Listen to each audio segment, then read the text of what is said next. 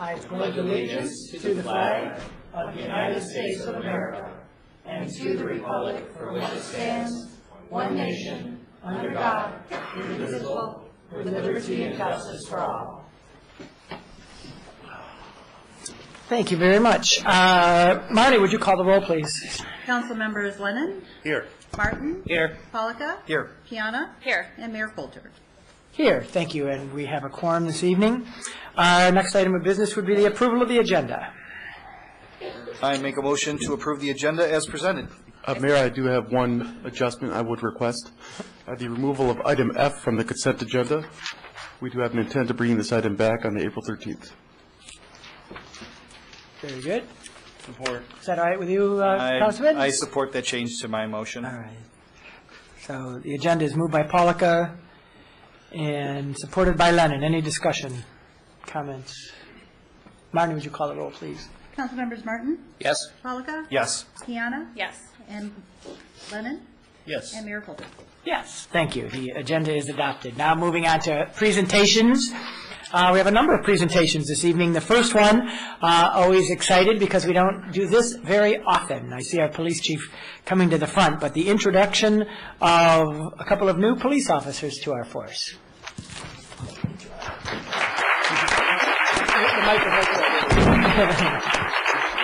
Thank you, Mayor. You're right, it's not very often that we do get to do this. It's been quite a while, almost over 8 years. If I could have our two new officers come forward for me, I'll give you a slight or a quick introduction. We're in the process of hiring 5 new officers. These are the first two. This is Evan Samuel Toyson. He is a Bay City native, went to Bay City Western High School, received a bachelor's degree in criminal justice from Michigan State University. Yes. I don't know if you watched the basketball game. Excellent. Nothing to do with it. It was awesome. He went to his graduate in 2014 from the Oakland Police Academy. His badge number is 603. This is Evan Toyson.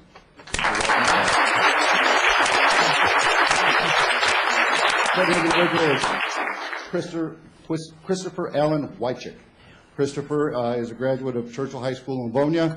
He attended the Police Academy in Schoolcraft after he served in the United States military. He served a tour in Afghanistan and in Iraq. He is a holder of the Bronze Star. He then, when he returned from his service to his country, he went and completed his education, went to the Schoolcraft Police Academy, and he is here with his wife, Nadine. His brother, Daryl's in the audience. And we welcome Christopher here, badge number 605.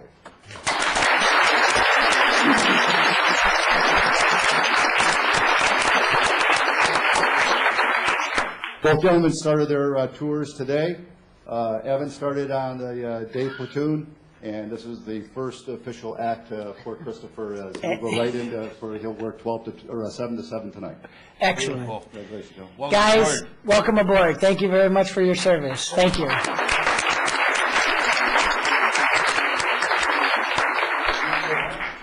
All right.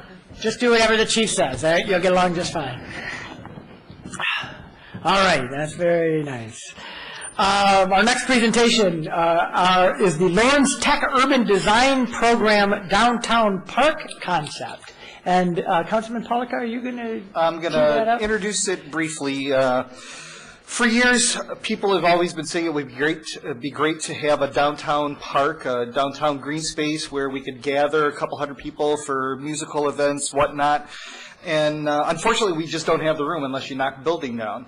And a couple years ago, before I came on to council, I was sitting on the stone bench just here on the side of the building and looking across this rather empty parking lot of about 20 spaces right in front of the police station. I thought this would be a great place for a park, just a nice green space, large enough for gathering for a couple hundred people. So last year I mentioned it to our community development director, Derek Delacourt, and he then went off and contacted folks at Lawrence Tech to do a concept.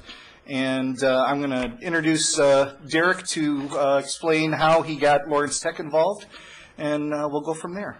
Excellent. Real quick, I'd just like to say thank you to Ralph Nunez, who has been part of Lawrence Tech's urban design program for a long time. When Greg had brought it up to me, it was just a coincidence that Ralph had been in my office, and we've worked in the past on student projects and allowed students to take a look at different urban areas or different areas of either Ferndale or previous communities I worked in. So the opportunity seemed to blend with the coincidence that they were looking for a project. So I asked Ralph and his students here to take a look at it, and they did, and they're here to present quickly what their results were as part of that study. Excellent. Good evening. My name is Ralph Nunez. I'm a landscape architect, urban designer. I'm principal of a firm in Birmingham, Michigan, and I've been teaching as an adjunct instructor now since 1994 at Lawrence Tech. And Derek, I was in meeting with Derek on another project in Ferndale, and we started talking about this concept. And I said, well, this would be a great opportunity for students to work on a real-world project. So my teaching partner, Ed Orlowski, at the end of row 2 there, is the full-time faculty member. He's the head of the department of our class at that time, and we ran it through the students. One thing I would like to inform you of is these students were done with this as a project assignment as of December of 2023, December 23rd of last year. These students, after the review that was at the Lawrence Tech, they continued to work on this on their free time, even though they still are in school and have other classes and studies. So this is really shows their dedication to the profession and their dedication to community service. So I really wanted to point that out. So I'm going to turn this over to Brendan, and he's going to start off the presentation and go through what they came up with. Thank you. Excellent. Thank you. Good evening. Good evening. Thank you, Ralph. My name is Brandon Paulus. I'm Gabe Ramirez. We're going to start presentation. Starting off, we looked at the two places you asked for us to look at, Schiffer Park and the Civic Center as well. The Civic Center, like Councilman said, that we have a lot of too much parking there. We want to get rid of it, turn it into more of a green space.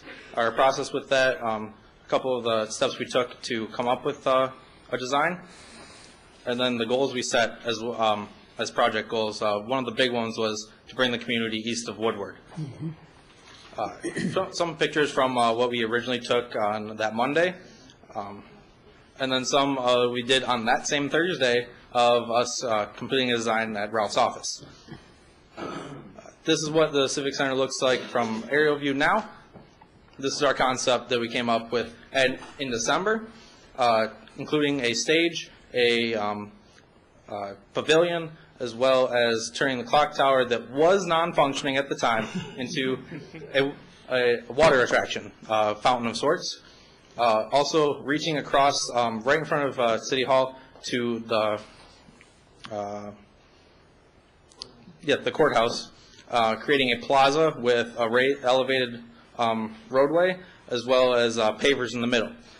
On top of that, we revised it after the review, came up with a new site plan with various features, some including a large reader board that can be seen from the street to read local news, national news, as well as do presentations, even movie night, or maybe you have a musical act you want to see all the way from across the street.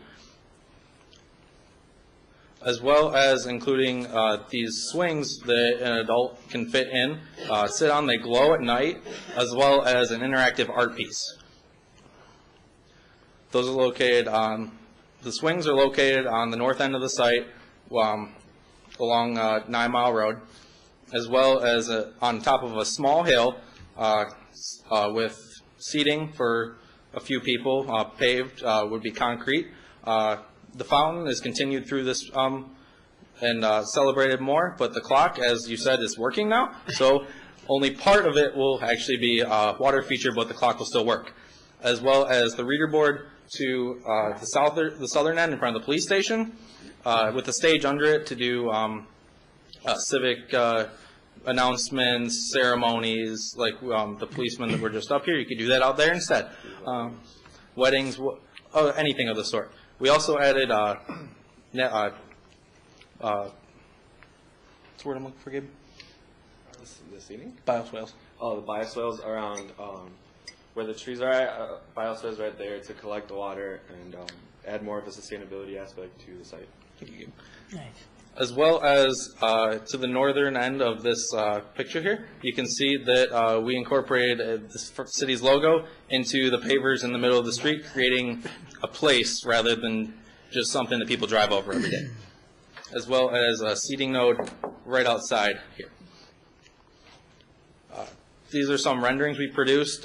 This is what it looks like right now. This is what it could possibly look like. Some were done before the revisions, some were done after, so these are just ideas that we had. Clock tower as a fountain. Now it wouldn't be that high, but you get the idea. And then from further across the street, you can tell this would be where you can see the swings up on a hill. Only moving that small Ferndale, antique Ferndale sign we like to call it, to the center and making it right on the back of the hill more of a centerpiece to the project, as well as the reader board in the back and the clock tower viewable from the street. Our second part, we looked at Schiffer Park. Some pictures we took on day one. To the left is what it looks like now. What we think it could look like is on the right. Features include a bioswale along the street where those 2 parking spots would be. Instead of taking away the paved surface and creating permeable pavement, also helping to ease water back into the groundwater instead of putting into the local stormwater system. This is just a close-up of the site. North would be to your right, showing the bioswale in a little bit greater detail with the large trees still encased in their planters. And then an idea we thought with that big blank wall there, possibility of a art space. You can separate it into 3 segments, maybe more, maybe less, and create a public art space to display work of local artists or city art. This is what it looks like right now. This is a possibility of what it could look like with the bioswale in the front, the wall to the back, and then from the corner, again, a nice green element added to the space rather than the paved surface. With that, we would like to thank you for your time and open up for any questions. Wow, we'd like to thank you for your time. I appreciate it. I'm not going to ask you what the budget would be for something like this, because we don't have any money for it, but you have put some great ideas in our heads. But do you guys do that budget part? Is there estimates of cost of something like that? Ralph has helped us with a little bit of estimates.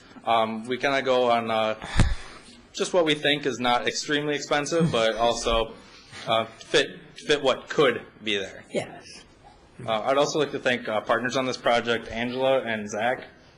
Thanks, you guys. Thank you. Any comments or questions of council? Give us some ideas. Yeah. I think for the DDA and the city, we've been looking to reactivate or activate the Schiffer Park in a more dynamic way. So I really think this brings some new ideas. I mean, it certainly is a cement-driven park. And I had one question. Did you think about movable furniture? Yes, we did actually. Yeah? Thought about the table maybe to be in place. Chairs could be moved around as they please, maybe more added. There's also a ledge there that we thought that in cases of planter boxes, those also use the seating. Not exactly movable, but versatile. Thank you. Thank you very much. I really want to Great, thanks. want to appreciate all the work that you've done to present this concept. Thank you. Great job, you guys. Thanks. Appreciate it. Thank you.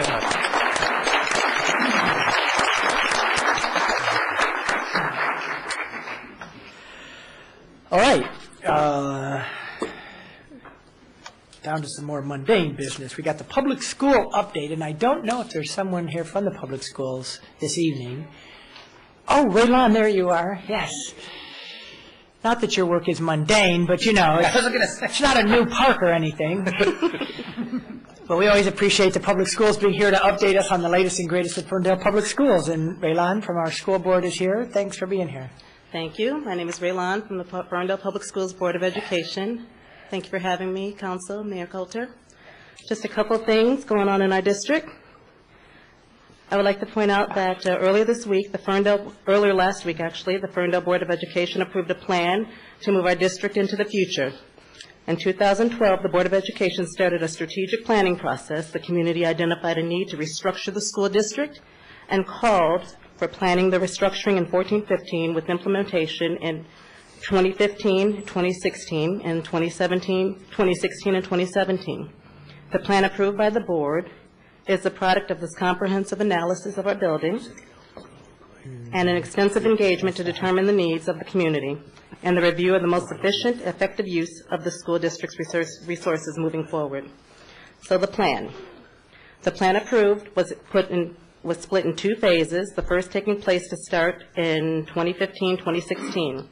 And what that would consist of is move the administrative offices to Harding, move the administrative offices in Harding to Ferndale High School, move all preschool programs to Harding, move the adult ed and alternative ed to a leased space and close Taft and Jefferson. Phase 2. The Ferndale schools will begin the reinvention of the current elementary school model, which will result in a single unified elementary school. In utilizing 2 buildings, one being Roosevelt Primary and one being JFK. Roosevelt would be the K through 2 grades, and JFK would be the 3 through 5 grades. And that will take place in 2015, 2016. Also, let's see here. Got a lot going on in the schools. All right, the 6th grade students, also for 2016-2017 school year, will be moved to the middle school. And let's see.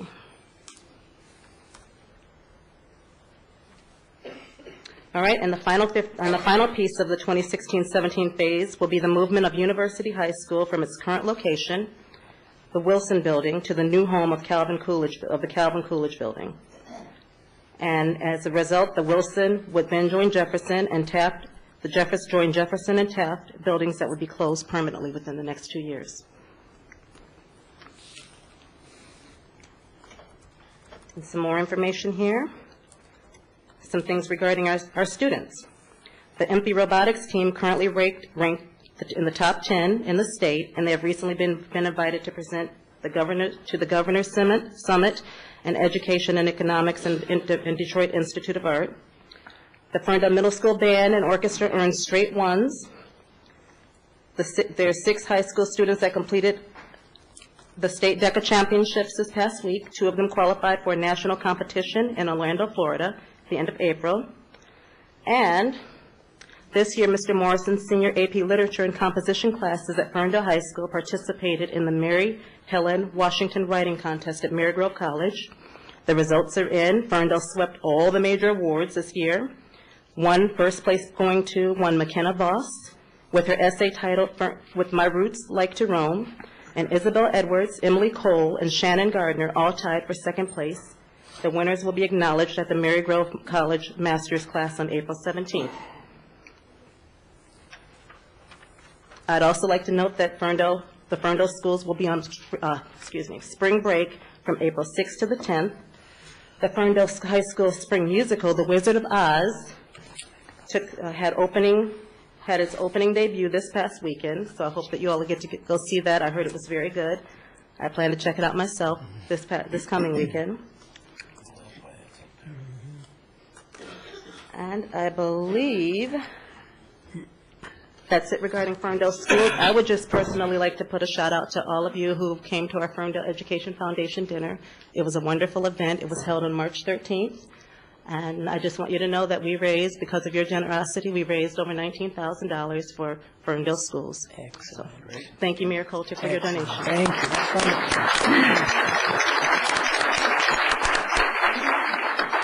Thank you, Roland. Item D, Ferndale Area District Library. Yes. Good evening. Good evening, Adam Steinman, Ferndale Area District Library Board Member. I'm here to talk about Ferndale Reads. This year's book is Bird Box. It's a post-apocalyptic thriller, and the point of Ferndale Reads isn't to just encourage new people to pick up a book. It's to encourage people who already read a lot of books to expand their horizons and maybe pick up a book they wouldn't normally have thought to. So I'd like to present council with their own copies of this year's books. Josh Mallerman is a local author. He does live here in Ferndale, and he'll be at the library the 2nd to sign and talk about his book. There's also plenty of events going on in the next couple weeks about Bird Box, including tonight. If the council meeting ends early, you can head over to the library and watch Mad Max. And then there's a couple Go Comedy events, one on the 26th and another on the 2nd that are based around the book. So, if I may. Yeah, if you want to bring them up to Marnie will grab them from you, that's very generous of you. Thank you. There'll be book reports due at the next meeting. I'll also be leaving a few copies on the back table there for anyone who's interested. They are free. Go ahead and take one. That's excellent. Give it a try. Thank you very much. Thank you, sir.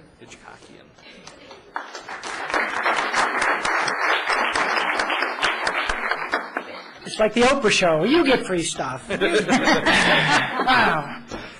Adam, thank you very much for presenting that. That was great. Our next presentation is the Downtown Development Authority, and I thought I saw Christina. There she is, our Executive Director of the DDA with us tonight. Good evening. Good evening. Thank you. And I have a number of announcements. Can I move that a little bit? Hopefully that's okay. I guess. Need to make room. Sorry. First, I want to let everybody know that starting either on April 4th or thereabouts, soon after, East 9 Mile will be under construction. There will be multimodal improvements that will be made, and it will be going from Woodward down to West End, so that is the farthest end, eastern end of the city. And the multimodal improvements do include a 4 to 3 lane conversion and landscape median buffers, improved pedestrian crossing points and ramps, bike lanes, road resurfacing, and some curb and drive apron replacements. There will also be 2 pedestrian push button crossings that will be installed, one here at City Hall, the other one near Credit Union 1.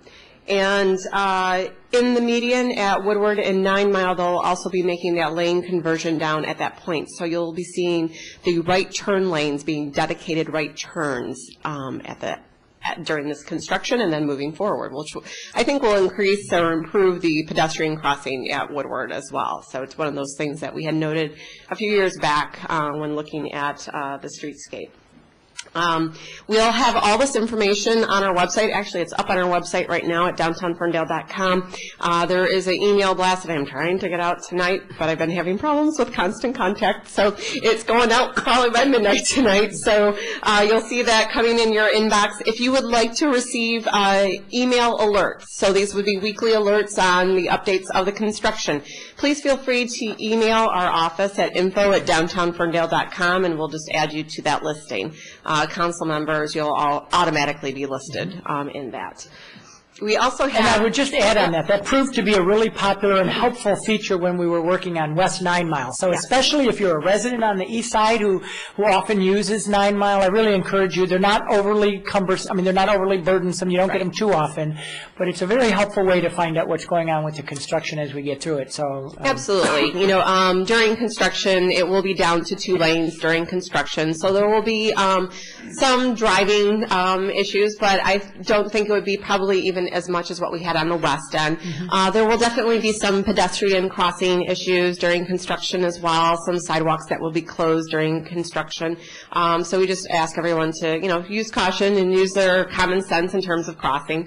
And also drives and the driveways to businesses, those will remain open, but what they'll do when they have to construct a driveway, if they have another driveway to their parking lot, they'll do the one and keep the other one open. Or if it's one driveway, they'll do half of that driveway and then flip and do the other. So the crews definitely do a really good job at trying to maintain business as usual, and we're really looking forward to these improvements to connect our entire district. So thanks to the city for getting that together and moving forward with all the multimodal improvement projects that you'll be seeing a lot more of throughout the city. Christina, may I ask before you move on, what's the, and you forgive me if you already said this, what's the length of the construction? Like, so we start sorry, I probably did not say that. It starts April, and it will go until just before Dream Cruise, so August 13th is supposed to be the completion date. Right. And we do have a staging on our website in terms of what to expect in each stage. Obviously, everything is weather dependent, so things might tweak a little bit as we go. So, and that's what the email updates are about, to kind of keep you up to date as we move along. Also, I want to make mention that we have coming up in April, Ferndale Restaurant Week, which is April 20th through the 26th. And then also in May, there is Ferndale Pride and Rainbow Run, so that's on May 30th. And I know that both organizations are looking for sponsors and vendors to participate, as well as obviously runners for the run. We did just announce a call for artists. As well. We are looking for 2 more pieces of art to be a part of our next Art Town exhibit. So that is out there on our website, and it will be both on Facebook and on Twitter. So please let your friends who like to do art know, and we're looking for some good outdoor art. Let's see. Also, we have in May Bike Downtown. So it's National Bike Month. So on May 7th, 14th, 21st, and 28th, we're encouraging patrons to use their bike to come on down to downtown Ferndale and come out for Thursday night rolls. And the name is a working name right now, so we're still working on that. But and then Bike to Work Week is May 11th through the 15th, and on May 15th, so at the conclusion of that week, is Bike to Work Day. So we're really encouraging both customers and employees to bike throughout the month of May, and we have a lot of great places to park your bike in downtown Ferndale. Last but not least, we have a couple housekeeping items. Our board meeting, we have a special board meeting this Wednesday from 4 to 6 p.m. at the Ferndale Public Library to discuss our draft budget, as well as finalize our goals and objectives. And then next week, the DDA office will be under limited office hours. We'll only be open from approximately 10 a.m. until 5 p.m. with one staff person because we'll be at the National Main Street Conference in Atlanta. And I want to thank, of course, our council members who will be joining us and participating in that. So hopefully you guys are looking forward to that as well. It should be a good time, and it's a great learning experience for everybody. And then, obviously, as are you, we'll be closed on Good Friday in observance for that day. So that is it. Thank you. Very good. Any questions of Christina?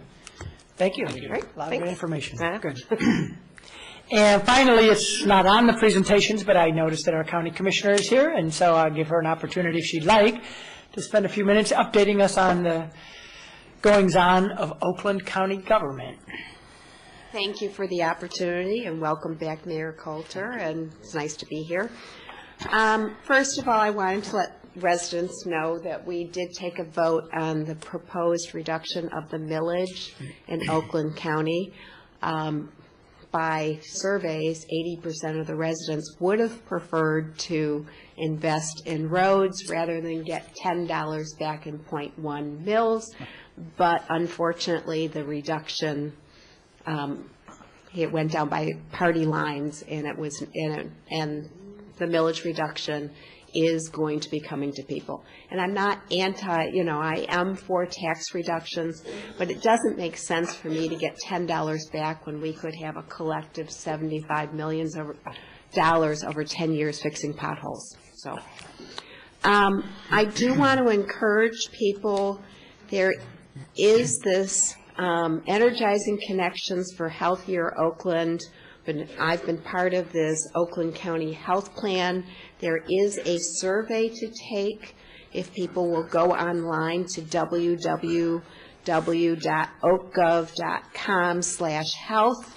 And we're just trying to get a pulse of people, particularly the South End. We want to hear from more residents.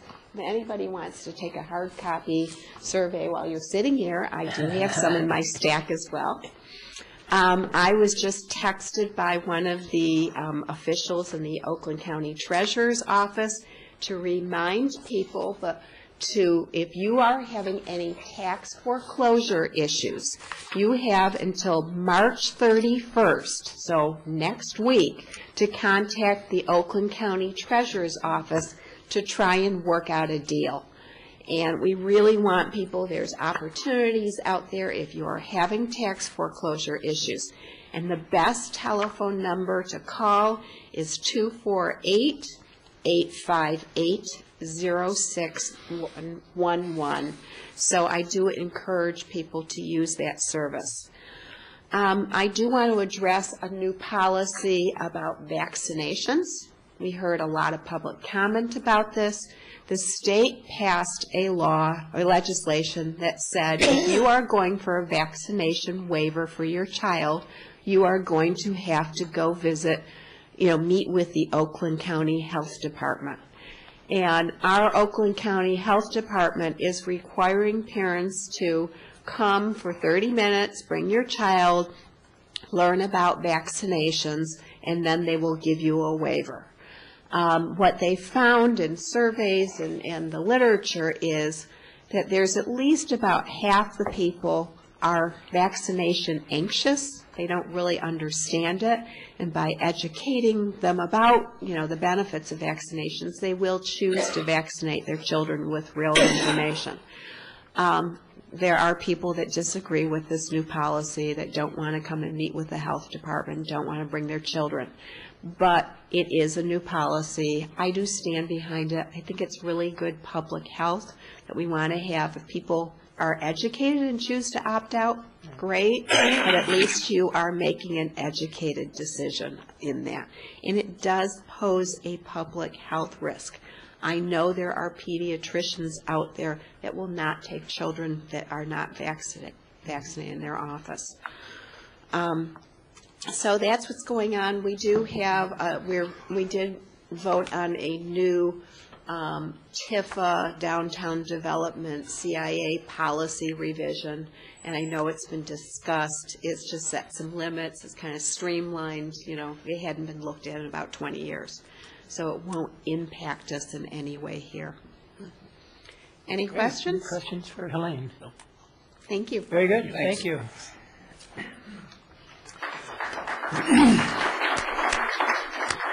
All right, moving on now from presentations, the next item of business would be public hearings, and we have a couple of different public hearings this evening. The first one, I believe our Recreation Director is going to introduce, and that is our DNR grant applications. There's 4 different applications, but I think if you sort of preview them all, we could, and I think we have to vote on them separately as well, do we not, Dan? Yes. So, but I think you could kind of overview all of them, and then we'll vote on them individually. But Jill, welcome. Thank you. Good evening, Mayor and Council. Before you have, you said we are seeking approval to submit 4 DNR grant applications for park improvements at Martin Road Park and Harding Park. The intent is to submit an application for each park to the Department of Natural Resources Trust Fund Grant Program, as well as the Land and Water Conservation Fund Grant Program, to increase our chances of success this go-around. Each application for Martin Road and Harding Park will include a permanent walking path, as well as a play structure. In addition to, as part of the application process, they're required to hold a public hearing for each application. And in addition to the public hearing, we're also requesting that council adopt a resolution of support for each application as well. One of the grant requirements is the city put forth a match towards each application. We're requiring a 50% match, so each application would be a $75,000 contribution from the city for each application. Yeah. Anyone have questions? No, this is just a resubmittal of a grant that we applied for last year, and unfortunately, we were not awarded, so I know that you've been working hard to make sure that we get a higher score and win the award this time around. So I appreciate you sticking to this and trying again. Thank you. Yeah, this is really a no-brainer. Yep, be great to get, and we have every confidence that we'll do better this year in our application, right? All right, very good. Then a motion would be in order. Can we make all 4 motions at once and then vote on it just once for all 4, or do we have to vote on each individual motion? It's up to council's discretion. If you wish to entertain it as one motion to approve all 4 resolutions, you could. That'd be great. If we could do that, then let's do that. Okay, so, Oh, hang on a second, though. This is actually a public hearing, so I'm going to open the public hearing, and if there's anyone from the public that would like to address the subject of our DNR grant applications, you thought I forgot. Good evening, Mayor and Good Council. I evening. was about ready to remind you. You're about to run up here, weren't you? Yes. Well, 12 or 13 years ago, I started 2 terms on the Parks and Rec Advisory Board. Yes, you did. And I remember one of our first meetings, then Director Fatides came in and talked about park improvements. The big letdown was it involved a chainsaw and removal of unsafe timber hazards. So the last one I think we built in the city was a community-built one at the Kulik Center. Several present and past community members were involved on that. I'm glad they're not doing it ourselves this time, but I congratulate the effort of the Parks and Rec Board, the revision and bringing it back. Those days everybody got laid off. We had Parks and Rec recreation directors pinching budgets to keep the Kulik Center open. So it's nice that the city has some matching money, and I do hope that we do get the grants this time, because it would be nice to see some new play structures in the parks in Ferndale. It's been a long time. Thank you. Thank you. Brian Cooley, 685 Spencer. Thanks, Brian. Anyone else like to address council on this item tonight during our public hearing? All right. Seeing none, I'll close the public hearing portion and open it up to council for comments and questions. No, I think this is terrific. I really hope we get it this time. I'm sure we will, and yeah, this is great. Second time's the charm. That's right. Yeah, and I just wanted to remind people that we're looking at multiple ways to improve our parks and looking at funding options, and one of them is through our streets and parks and bond renewal. One is through this grant application, and another one we are investing out of our parks fund or general fund to pay for parks equipment in Garbutt Park. So we are looking at multiple ways to pay for improvements in our parks. So this is just another one added to the mix. Absolutely, as Brian mentioned, because of budget reasons, the parks have probably taken the biggest hit in terms of the percentage of their budget that they lost, and it's sort of the first place that gets cut when times are tough, and times are still not great financially, but I'm glad that we can get creative and look for grants. As Councilwoman Piana mentioned, the infrastructure and parks bond in May would also, because this is really the bare minimum that we need, but we could do so much more with more. So we'll continue to look for ways to improve our parks, which improve our neighborhoods, and so well said. Any other comments or questions? Marty, would you call the roll, please? I'm sorry, we've got to make a motion. Okay, so I make a motion to adopt the resolution supporting a Department of Natural Resources Trust Grant application for park improvements at Martin Road Park, and adopt the resolution supporting a Department of Natural Resources Trust Fund grant application for park improvements at Harding Park, and to adopt the resolution supporting a Department of Natural Resources Land and Water Conservation Fund grant application for park improvements at Martin Road Park, and to adopt the resolution supporting a Department of Natural Resources Land and Water Conservation Fund grant application for park improvements at Harding Park. Support. Moved by Polika, supported by Lennon. Any final discussion or questions? All right, Marnie, would you call the roll, please? Council members Polika, Yes. Piana. Yes. Lennon. Yes. Martin. Yes. And Mayor Coulter. Yes. Thank you. That item is adopted. Good luck, Jill. All right, our next public hearing is a public hearing on the 2015 liquor license renewals, consideration to objection on grounds of noncompliance.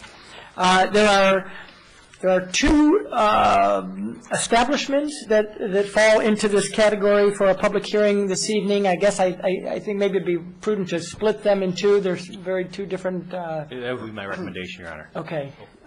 So why don't we start with the Como's Restaurant license renewal, and I'm going to first open it up to the public. For anyone from the public who would like to address council on the renewal or non-renewal of the Como's Restaurant liquor license. Is anyone from Como's here this evening? They have been notified via certified mail, Dan? They have, Your Honor. Okay. Certified in regular mail. Certified in regular mail. All right. What is their cutoff for getting to us, or have they reached it? Well, Your Honor, do you want to close the public hearing? And Oh, then thank you, yes. No one from the public will close the public hearing. Your Honor, as you're aware, today is the date and time scheduled for council to consider an objection to the renewal of the license establishment for Como's. A copy of a notice of public hearing for this evening was provided to the licensee back on March 9th of this year by certified and regular mail. At this time, I would like to have brief testimony from the Assistant City Manager with respect to the items that are outstanding, which form the basis for the proposed resolution for your consideration tonight. Just touching on it, there are council has adopted a resolution with respect to the criteria that licensed establishments are to adhere to, and in this particular case, the issue of payment of real taxes is outstanding with respect to the subject applicant. So at this time, Your Honor, if you would allow, I would just question the Assistant City Manager right now. That'd be great. Joe, you're familiar with the City of Ferndale's rule records with respect to real property payments? Yes, I am. And have you had an opportunity to review the outstanding or the status of Como's real property payments to the city? Yes, I have. And is it your understanding that as of today's date there is a outstanding balance due and owing to the City of Ferndale? Yes, it is. And do you know what that amount is? The amount of $36,106.61 in real property taxes. Okay. And it's your understanding that the licensee did receive a copy of the tax bill with respect to that tax amount? Yes, it is. That's all the questions that I would have. Since there is not a representative from Como's that's here this evening, I have presented for council's consideration a resolution which is at the table, which would object to the renewal of Como's license establishment for the 2015 year. As council knows, the license is still in effect and runs through April, but council's opportunity to object needed to be made 30 days prior to the expiration of the license. All right. So 30 days prior to April 30th. Prior to April 1st, so that's prior why to April 1st. Yeah, that's why council's considering it. This was the last council meeting prior to that deadline. I guess what I'm getting at is there's no opportunity for us to approve of the objection pending a receipt of this by the end of workday. Your Honor, Friday, the LCC doesn't allow conditional objections, but council has in the past entertained resolutions which ultimately have been addressed by the license establishment, and then subsequent to the objection, should there be one this evening, it would rescind it at a subsequent council meeting. Thank you. That's what I'm getting at. Okay. Other questions of council? Has there been any contact with the owners at Como's at all with response to our letters, notices? Through the chair, I have not had any personal contact with any Como representative. Joe, as no, to my City Manager's knowledge, office? we haven't received any payment or contact. And Christina, just curious, any contact through the DDA? Nothing direct. We weren't able to get through. We left them messages and did not receive a response back. So I don't know any more. We worked hard to get some of the other ones prior to this date. So they were one of the few that did not. Yep. Appreciate it, thank you. Dan? Your Honor, if council were to approve the proposed resolution objecting, there is language in the resolution which requires that I would provide that objection to the LCC, but I also would provide that resolution to the applicant too, so that they would have an opportunity to address that issue. Thank you. Through the chair. Go ahead. Through the chair, I have a question. Isn't this a repeat scenario as last year?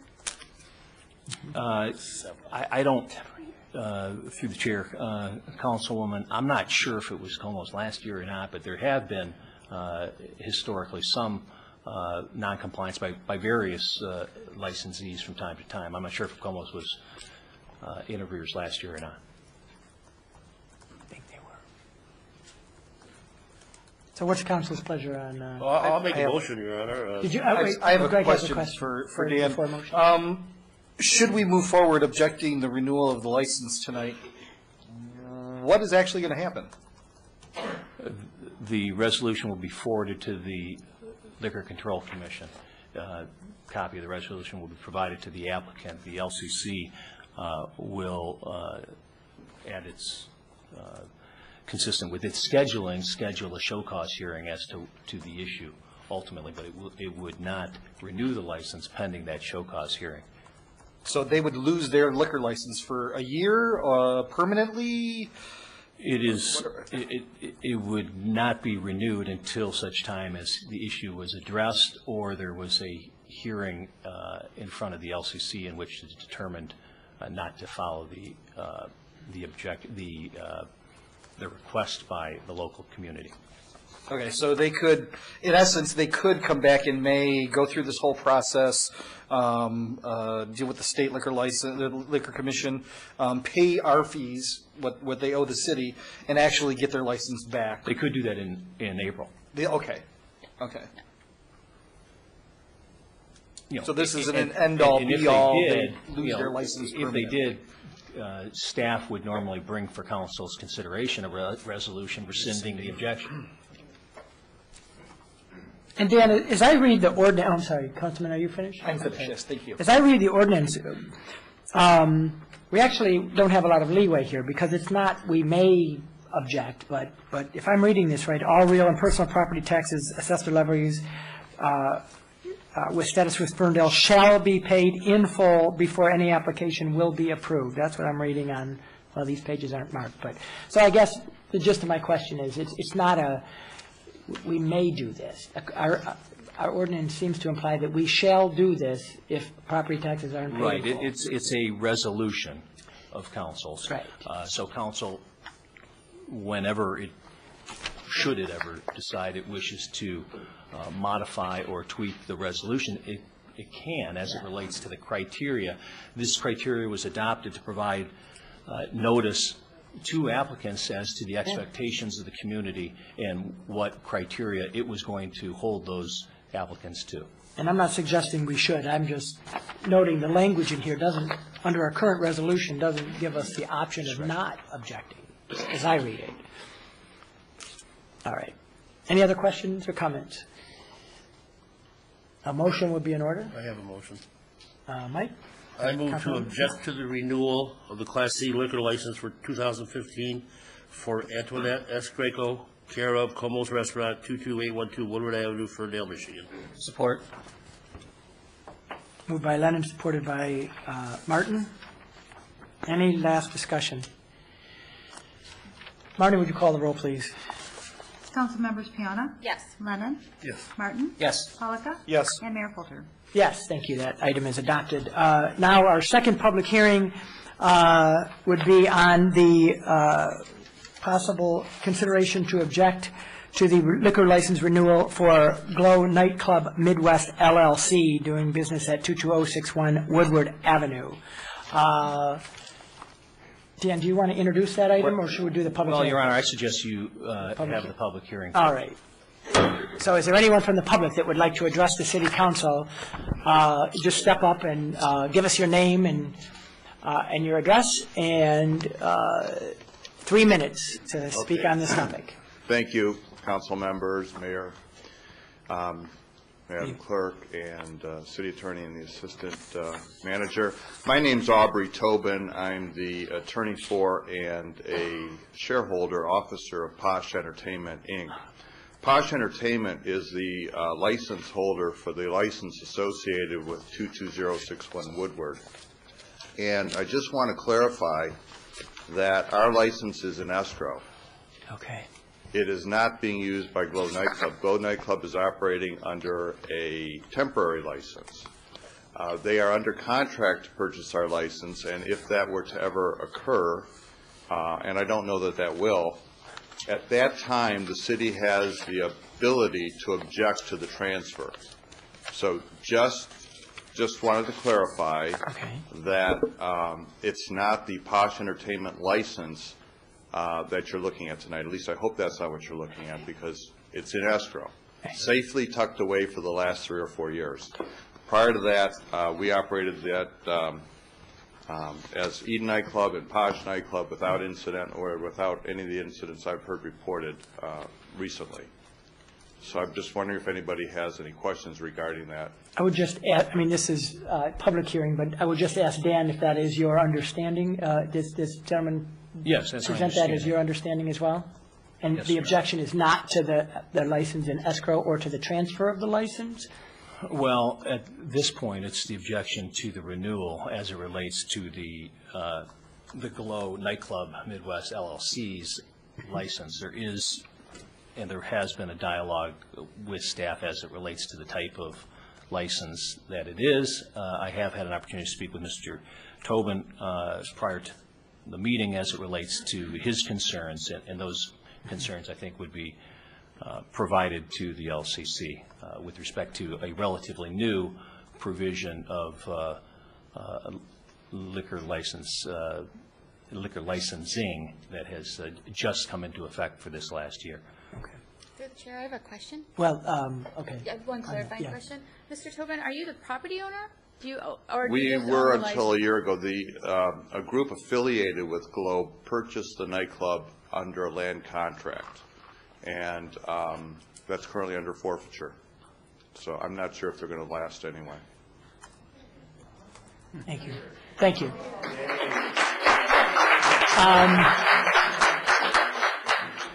Beyond the applause, is there anyone else from the public that would like to address council on this issue tonight? Just please step forward and give us your name and your address, please. 3 minutes. Hi, Judy. Hello, everyone. How are you? Very good. How are you? Well, I get to be assigned to be the spokesperson for our street, and I'm sure others will come up here also, but... Could you tell us which street you're talking about? West Hazelhurst. Thank you. We've had several bars at the corner. They've gone through numerous places. I've lived there for 30 years, but this has been the worst. Right now, we've got everything from starting in November when they opened the doors to garbage on the street, garbage all around their building that they don't pick up. I did notice that for like 3 weeks in a row, they left this carpet that they had out there in the snow and didn't even move that. It just looked trashy.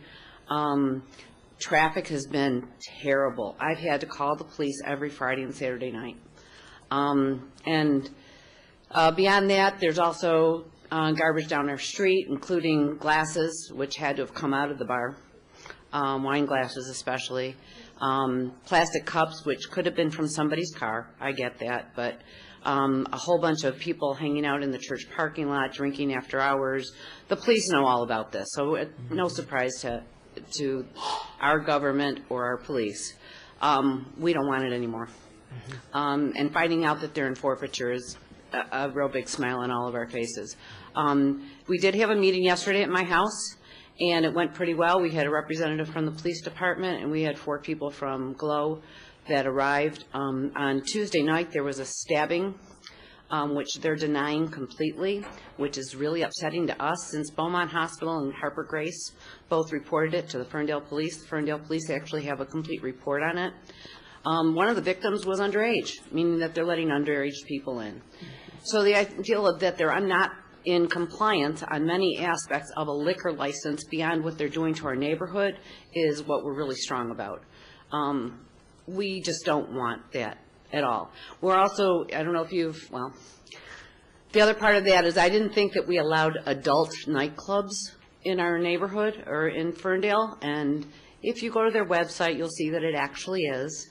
I don't know if anybody's gone in there since I haven't, but everything on their website points to that there's adult activity, nudity. So I think it's something that really has to be looked at strongly, and we're not going to put up with it. We are a team of a lot of people. So just want to let you know that we're fully against having this liquor license, and since I found out it was temporary, that's even more of a reason. By the way, I also found out that they opened in late November without a C of O. So I know that they pulled a lot of things on the city, and they're doing way too much to our neighborhood, and we don't want it. Okay? Thank you. Have you seen on Facebook? If you want to come address council, come on up and give us your name. And Yes, my name's David Globack. Yeah, We've lived David. in the area for 15 years. Yeah. Everything she said was spot on. And I'm not sure if you've seen the advertisement for Glow Nightclub. I did, on social media today. Yeah, Yes. and I've if heard you'd like- about it. I have not seen it personally, but If you'd like to see it, I can show you. Yeah. I agree with her. believe you. We don't want this stuff in the neighborhood. Every Saturday, Sunday, I drive down Hazelhurst. We live on Pearson. There's litter. There's everything across the street. You don't want it here. We're trying to keep a nice neighborhood. We pay high taxes in Oakland County. So we don't want it here. Thank you. Thank you. Thank you. Good evening. Good evening, how are you? Good. Give us your name and address just so we know who you are. My name's Mike Moyla. I live at 321 West Hazelhurst. My partner Phil and I have purchased our home on West Hazelhurst 19 years ago. We're among many longtime residents in the neighborhood who are here today to encourage the city to file with the Michigan Liquor Control Commission an objection to the renewal of Glow Nightclub Midwest LLC's liquor license based on noncompliance with the guidelines and procedures established by the city. This location does not have sufficient parking to accommodate the operation of a nightclub. Therefore, patrons park on our street up and down the block and without permission at the St. James Catholic Church parking lot. Many of the patrons walking to and from their cars are intoxicated, noisy, and disrespectful to residents and their property. Recent reports of a stabbing incident in the club, armed security personnel, people partying in their cars, broken glass, a used condom, trash along the street, and even threats made against residents outside their homes by club patrons suggests that this is a potentially dangerous situation which requires the immediate attention of the city. We do not want to see anybody else get hurt. Vehicular movement, which I know is a concern to the city, on West Hazelhurst during nightclub operation is restricted. Access to West Hazelhurst from Woodward Avenue is often completely blocked by club patrons attempting to gain access to the club's parking lot. This is an inconvenience to residents and can impede the access of emergency vehicles. Glow has failed to resolve the parking and traffic problems they have caused. The operation of Glow Nightclub at this location provides no benefit that we see to the city of Ferndale or its residents. Whatever tax revenues that may be earned by the city from Glow's use of this property are far outweighed by the negative impact it is having on our neighborhood, not to mention the drain on resources which the city of Ferndale has had to call into service to address problems at the club. In summary, the operation of Glow Nightclub negatively impacts our neighborhood, restricts vehicular movement on our streets, and provides no benefit to the city of Ferndale. For this and other reasons presented to the council, we respectfully request that the city of Ferndale file an objection to renewal of a liquor license for Glow Nightclub Midwest LLC. Thank you. Thank you.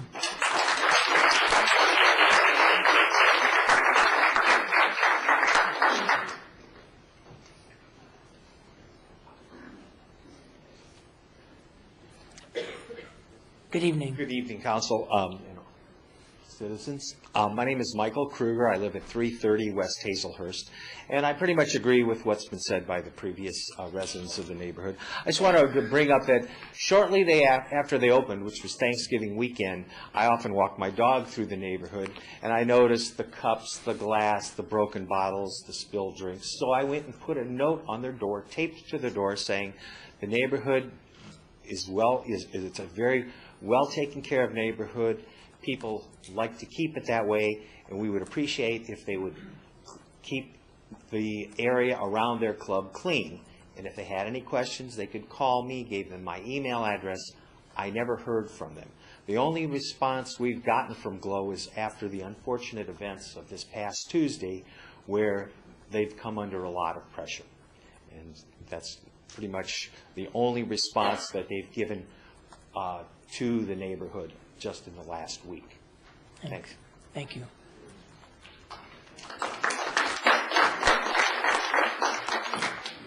Good evening. Good evening. Brian Baby. I'm at 300 West Hazelhurst, which is located right next to St. James parking lot. Here with my family, my children, my wife. We were threatened on Tuesday night by patrons. Verbally, our home was threatened. We were physically threatened as well. It's very intimidating to be able to go out on your front porch on a night, especially when summer's approaching, be able to sit and enjoy the evening, which is normally a very quiet neighborhood for a very long time since Posh has closed and Eden has closed. It's to the point now that my children, I try to refrain from having them go outside and play because the excessive liquor bottles, a used condom that was found by my daughter, broken glass.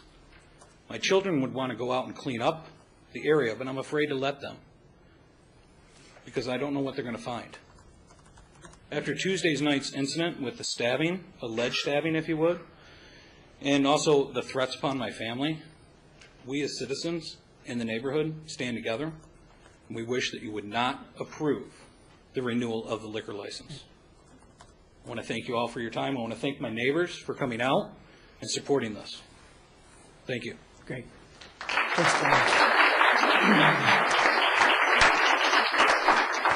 Good evening, everyone. My name is Phil Elam, 321 West Hazelhurst.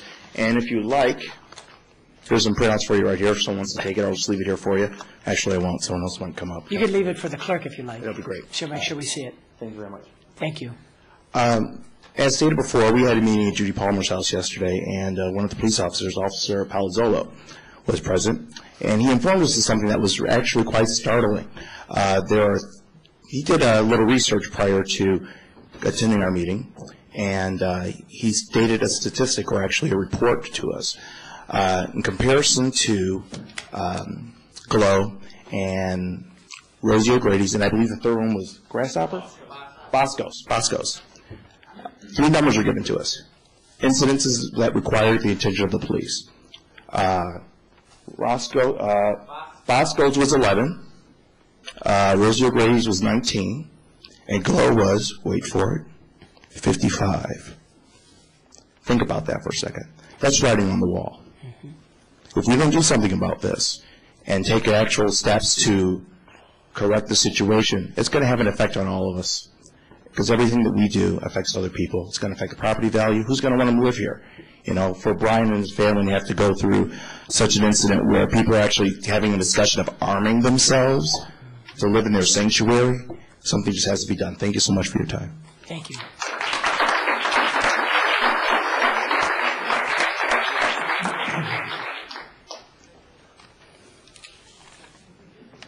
Good evening. Hello, my name is Connie Mansour.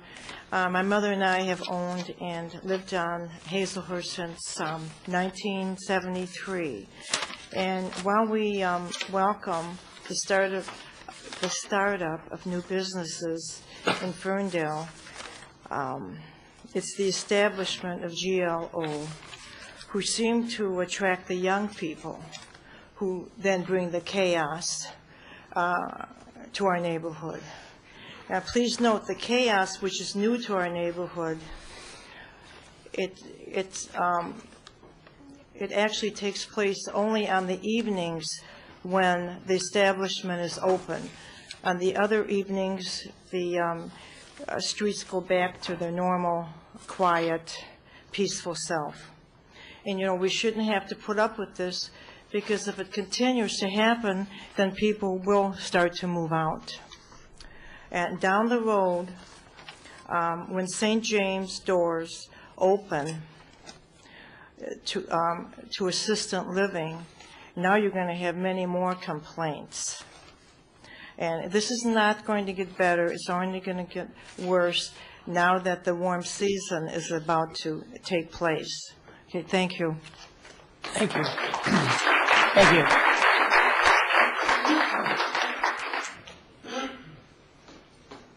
Good evening. My name's Mana Baby. I live at 300 West Hazelhurst.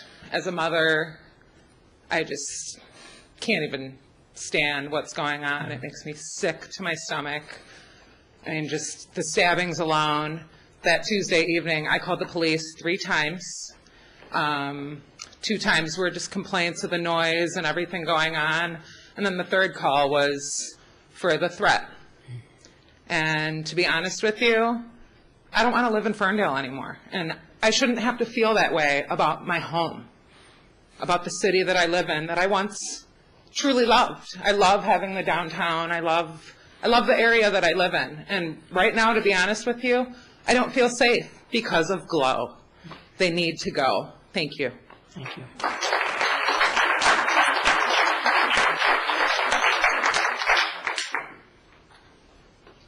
Good evening, Council. My name's John Wynn. I live at 300 West Hazelhurst.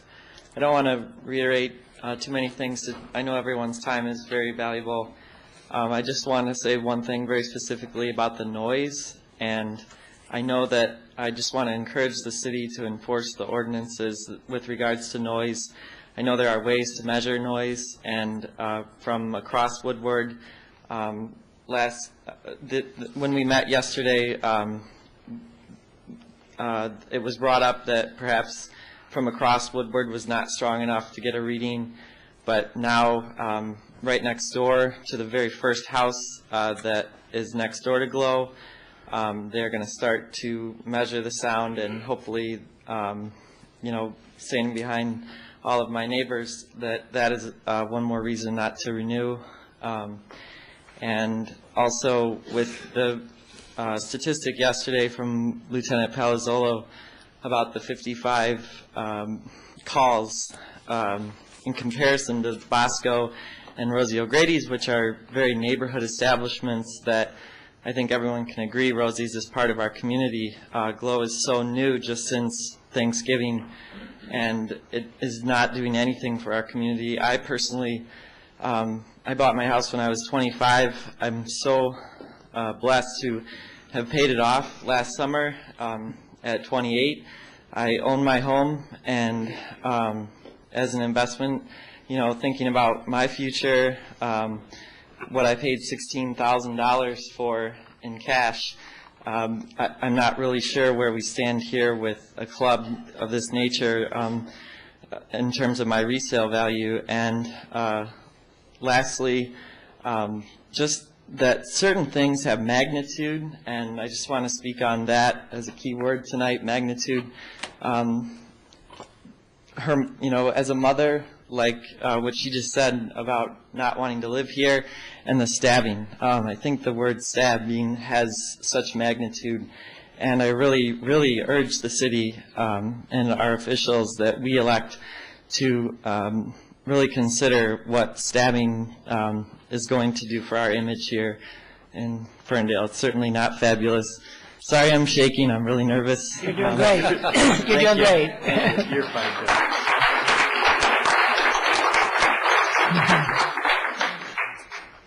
Good evening. Good evening. I'm Chelsea Saramer, 257 West Hazelhurst. I live 4 houses down, and I can hear the club every night. It's pretty loud.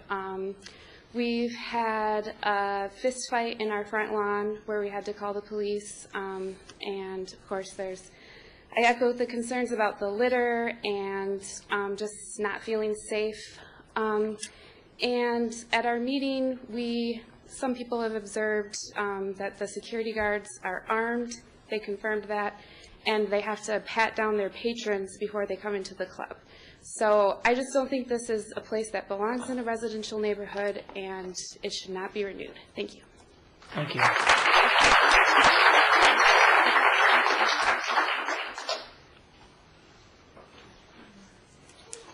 Good evening, sir. Gilbert Harrison, 207 West Hazelhurst. I unfortunately live next to Glow. I've had my car stolen. I moved here in July. My car was stolen in December. At 2 o'clock in the morning, my dogs were barking. I got up and looked through my front door, and there was a man at the porch door like this, looking around, paying no attention to the dogs. I called the police, but he had left before they got there. And I will say, we have a wonderful police department there. They've been putting up with a lot. We've been calling, every neighbor's been calling them. You know, I mean, you understand what's going on. And I'm sorry I moved here. The first 3 months, I fell in love with this place. Walking around, talking to all kinds of people was wonderful. Now I won't go out of my house when they're open. I can't go on my porch when they're open. And if they have a temporary license, I, as well as everybody else who talked here, you know, I'm begging you that it is not renewed. And I was looking at your sign here. Ferndale means good neighbors. Well, I'd hate to have to take that down. You know, thank you very much.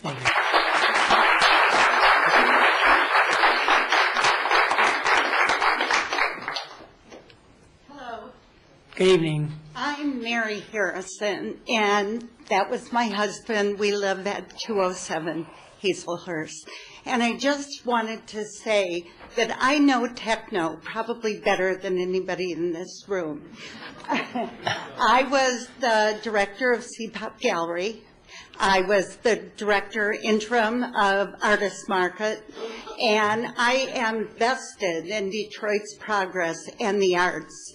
And I know the leaders of the techno world. I know Derek May. I know Carl Craig. I know Kevin Saunderson. I could go down the list. I know Taurus Burns, who's hanging, his art is hanging. And I went to Glow, and I introduced myself to the artists. And they did not know Derek May. They didn't know Kevin Sanderson. They didn't know any of the leaders. And what I surmised is it's not art. There's something else going on. They're just putting on some kind of music to make money. So as a community of the arts, I think we should embrace the fact that this is not techno. And the Movement Festival is coming up Memorial Day, and the club will be miserable. You know, there are people from all over the world that are going to be here, but the club will be miserable. The neighbors will be prisoners to their homes. And this will happen in July 4th, Labor Day, whatever. I've run parties, all-night parties from 10 until 5 in the morning every night. And we had never had an incident, but we didn't have a liquor license. You know, we were an art gallery putting on a party, and we were paid to do that. So I see nothing but problems coming up. And again, it's not about the art. It's about the money and the liquor. So I appreciate having a chance to talk to you, and I hope that, again, it goes away. Thank you. Thank you.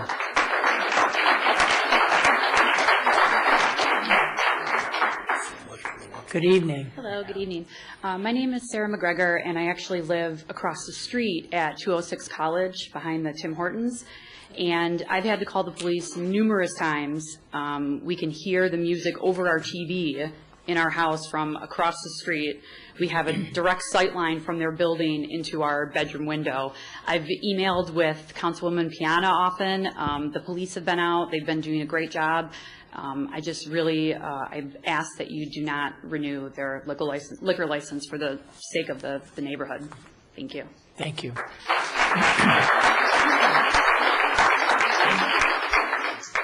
All right. Anyone else who would like to address council? Yes.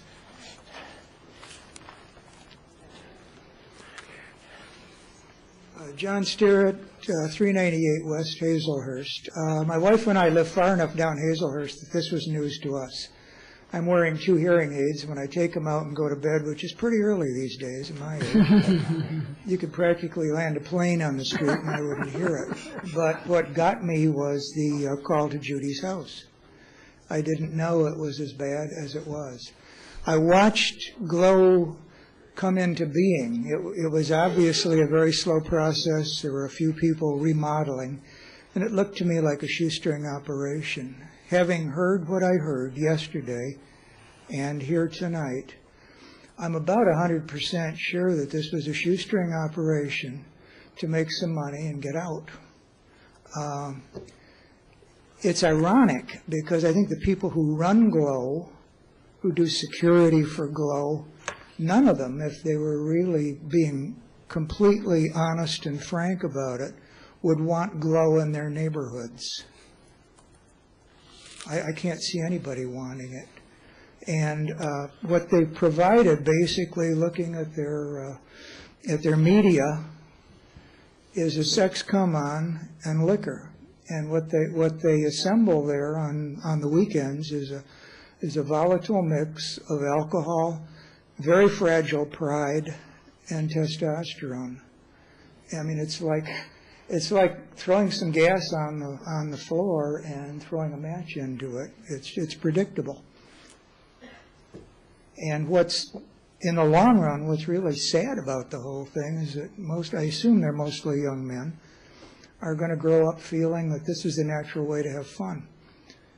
And, you know, if you have fun at somebody else's expense, that's not right. That's not what neighbors are for. That's not what communities are for. That's the sad part. So, I reiterate what everybody says. That place should not be there. There are other ways to make money than this. This isn't enabling. This is encouraging antisocial behavior. It's just setting it up, pushing it out the door. So, thank you. Thank you.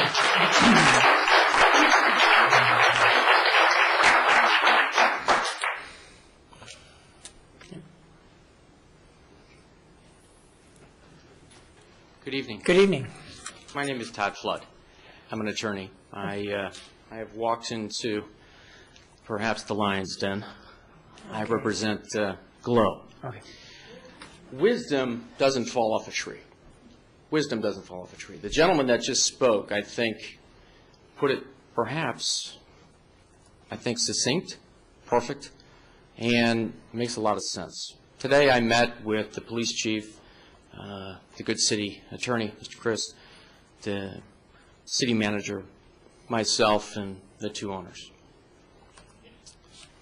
I think, quite frankly, if I heard the facts as put out in front of me, I pioneered the sport of filing the lawsuits of nuisance abatement in the city of Detroit for Mike Duggan.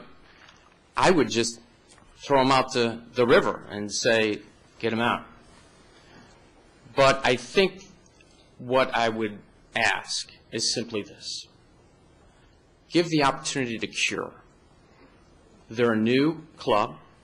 I don't want to be a shoestring by any means.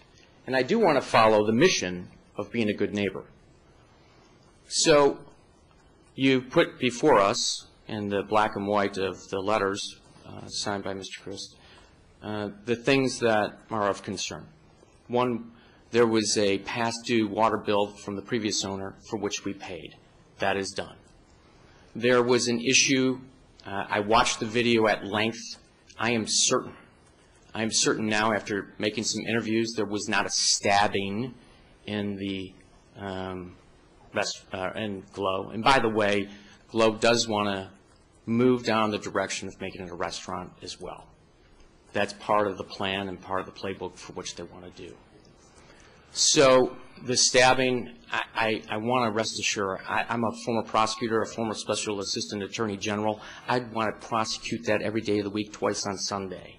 But when you see it and you see what took place, and then you hear the extortion by the alleged victim saying, hey, listen, I can make this all go away, pay me $200,000, you know that that didn't necessarily take place inside, and he's playing it up to the hype of the media. The other things with regards to security, the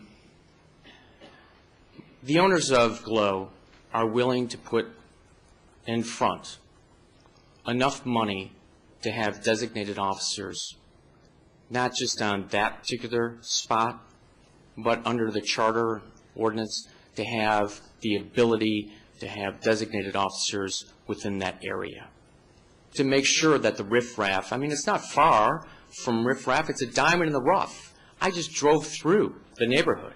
It reminds me of where I grew up in Allen Park. It's a diamond in the rough. That neighborhood is a jewel. So whatever we can do to put extra police officers and protection within that area, that's something we'd want to do. The other thing that I think is common sense, the stats that will show and prove to be accurate, is valet parking. Valet parking is something we want to do. It checks and balances that of drunk driving. How many times, I can tell you, being in the world of the criminal law you know what? Nope. Please respect our speakers. Everybody gets a chance to address it. Counsel, please. Please. Continue, sir. We want to make sure that people are safe, period. So I don't want to be affront to anybody. We're just simply asking us to have the opportunity to cure what the elements are. And if we can't, I'll tell you what, I'll be the first one to recommend for them to go. But based on what you want, we will provide every check and balance. The decimal reading, we'll put decimal monitors throughout the parking lot. And if they go off, we can self-monitor them. Give us the ticket. That's not a problem. We can face the door so it's in a proper way. The power of accusation is always very difficult. And that is what's happening here. All I'm asking is, this is a conditional liquor license. It's up on September 26. It's not up April 1. Mr. Tobin's right. He has a liquor license. You're not voting on that. And I don't know how you vote on the conditional one. So I'll finish up, Mr. Mayor. Thank you. The issues before you, I believe we can cure. If we can't, I'll be the one to recommend that they leave. Thank you. The public hearing is still open. Yeah. This is all public hearing. Mr. Mayor, Council. My name is Mark Houston. I live at 805 West Hazelhurst. I'm at the far end, down by the Kulik Center, and yeah, it's noisy, and it's dirty, and it's constant. Speeding cars up and down our cross streets on Farmdale, up and down Hazelhurst, and ungodly times of the night, more so since the club has come into town. The thing that worried me the most about all of it is that I've never been in a bar in Ferndale before where somebody had a pat search before you walked in. If they don't even trust their own clientele to walk in, we shouldn't trust them to be in the neighborhood. I'm no stranger to the bars of Ferndale. I've never been pat searched at Rosie's, Howe's, Como's, any of the rest of them, and we all know that's true. At least about me, I've never been pat searched at any of those bars. But that's just saying that even the owners don't trust their patrons, and I don't think we should either. Thank you. Thank you.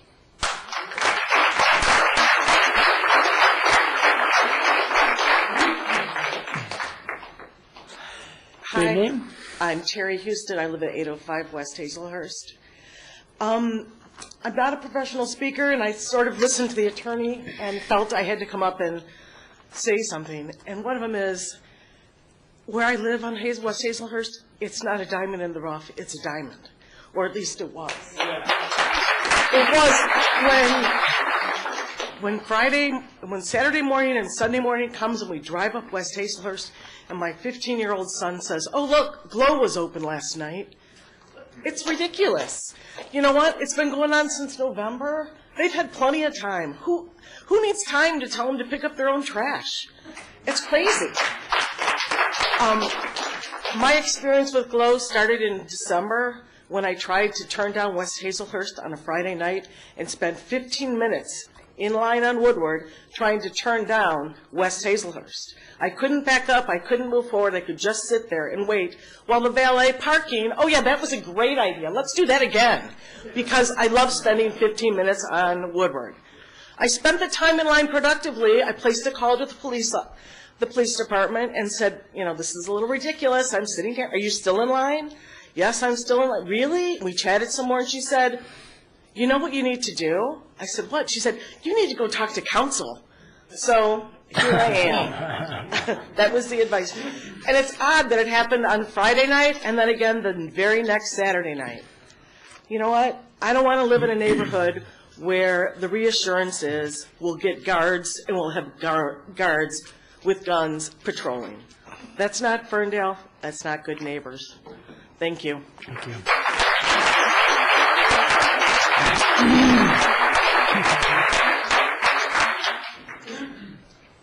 Good evening, Council. Rick McGregor, 206 College. My wife already came up and spoke. I wanted to reiterate that even though we're across Woodward, we definitely stand with the residents of West Hazelhurst. The music keeps us up at night. We can see their customers roaming up and down the street at night, and it's a nuisance to us, and I'm sure others of our neighbors, even across Woodward. And the idea that Glow Nightclub would be happy to pay noise ordinance violations should they come up doesn't surprise me. I'm sure they make enough money selling liquor on any night of the week to pay 100 noise ordinance violations. We don't want them to get tickets. We just want the noise to stop, and we want them out of the neighborhood. Thank you. Thank you.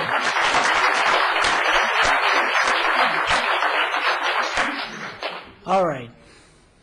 We'll close the public hearing portion of this, and now we'll move on to the application portion. Dan, do you want to? Sure, Your Honor. Now that the public hearing's been closed, I would just indicate that earlier this month, I did provide written notice to the licensed establishment for Glow, giving them notice of the public hearing this evening. Actually, two different notices identifying the basis upon which council was going to consider objecting to the renewal of its liquor license. At this point, I'd ask for Chief Collins to come down, and I just have a couple of questions, factual questions that I'd like to ask him. Please, Chief.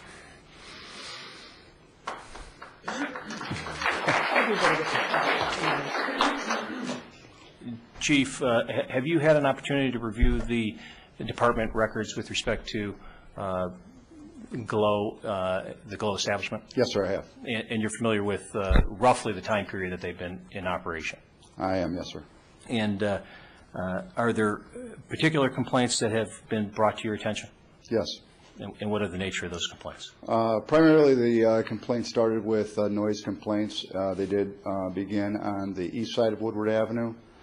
We've had a constant problem with some parking issues, not only parking on the street, but blocking people's driveways and parking in people's driveways. We also have had some dialogue with the folks at Glow and some issues with the valet service that they were providing at one time. They were providing it at first on public or private property, which is not licensable. They can do that. They did at one point begin to use the public alley. They were warned several times not to do that. It was causing backups onto West Hazelhurst and then from West Hazelhurst onto Woodward Avenue itself. Chief, did those result in citations being issued? Ultimately, after several warnings, we cited them for using public property without a valet license. Do you know what the status of those? Those are pending right now. Okay, and so that is with respect to the ingress, egress issues. Correct. Are there other issues that have been brought to your attention through your review of the reports? Of the Yes, department? we've had constant complaints of trash, litter, liquor bottles, cigar boxes, cigarettes, all up and down the streets, condoms. We've taken photographs of several of those violations on a Sunday morning. We've had vomit that wasn't cleaned up on the sidewalk. They have a red carpet that was pulled out into the street that was left there on a Sunday morning.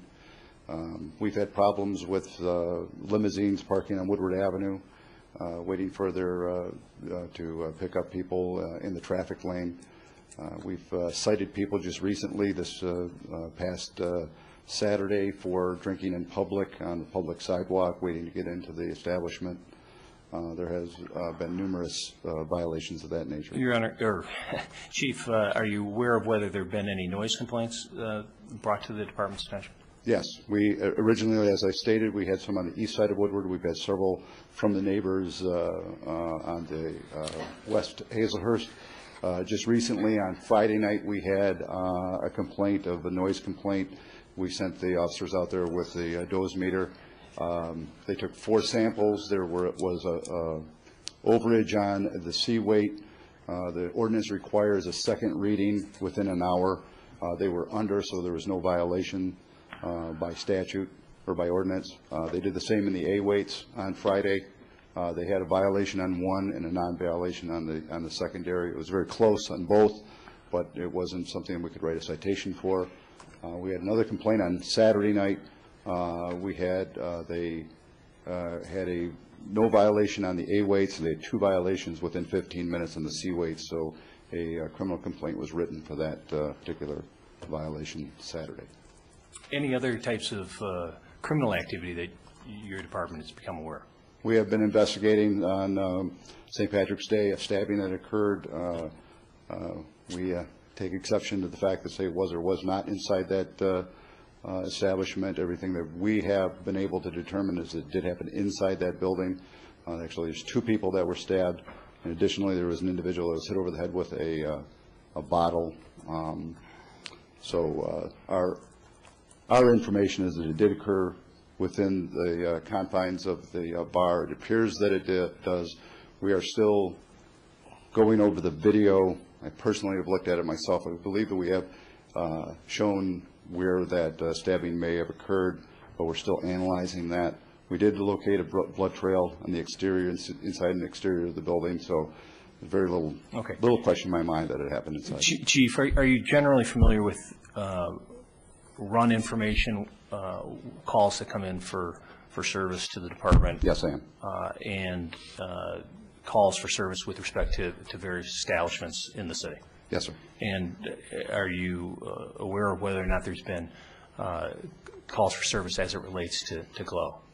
Yes, there have. And can you give an opinion as to how their run information compares to other establishments? I can. I know that Lieutenant Palazzolo did attend the meeting Sunday and did give some preliminary information to the folks there. He indicated there was 55 runs to GLOW in that period of time. I asked the records people to refine those numbers because in many of those cases there will be a auto lockout or something like that. It really should not be charged against any of the establishments. So after we re-reviewed those for those numbers, it wasn't 55, it was 31 for GLOW that were bona fide calls for service that our services were there. Okay. As associated Rosie's would be like 11. Okay. And we did, just to be fair, to make a comparison, we did the same thing with the other establishments. Okay. Your Honor, I don't have any further questions for the Chief right now. I would say that in light of the applicant's counsel being here, if he wished to ask any questions of the Chief, certainly I think counsel should allow him to do that. I don't know whether he wishes to do that or not.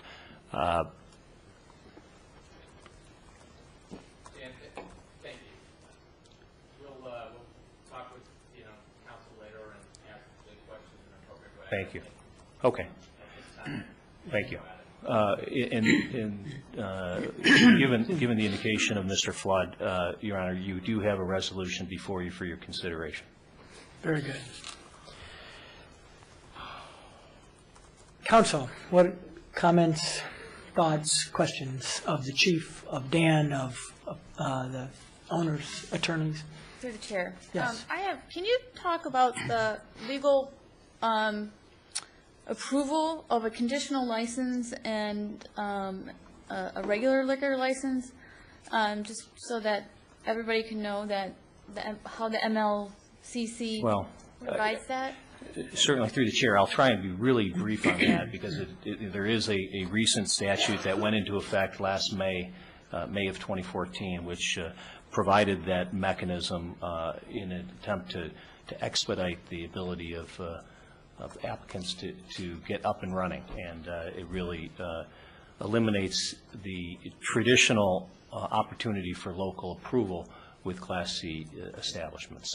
So it's a significant shift in the way the LCC has handled the processing of license applications. Okay, so this is why the city was unaware that this conditional license was being extended to this business owner? Issued. That's what I meant, issue. Yes. Okay. Thank you. If I may start, I wanted to express thanks to the residents for coming together. I also want to say thank you to the residents over on College Street who reached out to me and have been patient working with the city to voice their concerns and the police to come out. And I can sense there's frustration that it's not happening quick enough for you in terms of coming to a resolution. So I want to let you know that that's what I hear. With that in mind,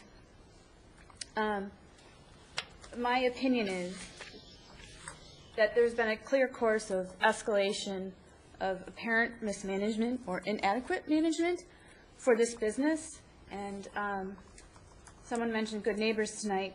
And our Good Neighbors pledge in Ferndale is to show respect, take responsibility, and repair damaged relationships.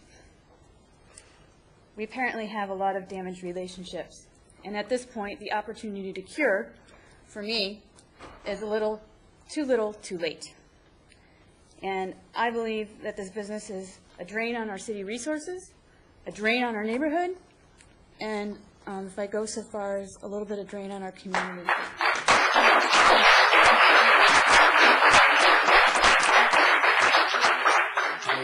I agree with Melanie. I'm worried about not only one of the residents getting hurt, but one of our officers getting hurt down there. Being a retired police officer, I know those situations going into them, and they're not pleasant. You gotta have eyes all the way around. Chief, maybe, I don't know if you can answer this. What nights of the week are they open? I think it's intermittent. I think that it's on the weekends primarily. But it looks like there's special events that they are sometimes open during the week, but mostly it's Friday, Saturday night. Fridays, Saturdays, Sundays, Thursdays. And they took I think it's not quite static. I think there are. And they took advantage of St. Patty's Day, obviously, as any good business owner would have. But yeah, okay. Yeah, all right. Well, I'm not inclined to vote for a renewal of this license. I had one more comment. Please. I also wanted to say that Ferndale is known for being very business friendly, and that we try very hard to work with businesses to be successful here. And I think the business community in Ferndale has set a standard for other businesses to achieve being a successful business. And so I feel based off of fairness and, saying thanks to our businesses in our downtown and throughout our community, that's the benchmark we are looking for. And I would say that, unfortunately, this business has a long way to go in order to reach that benchmark.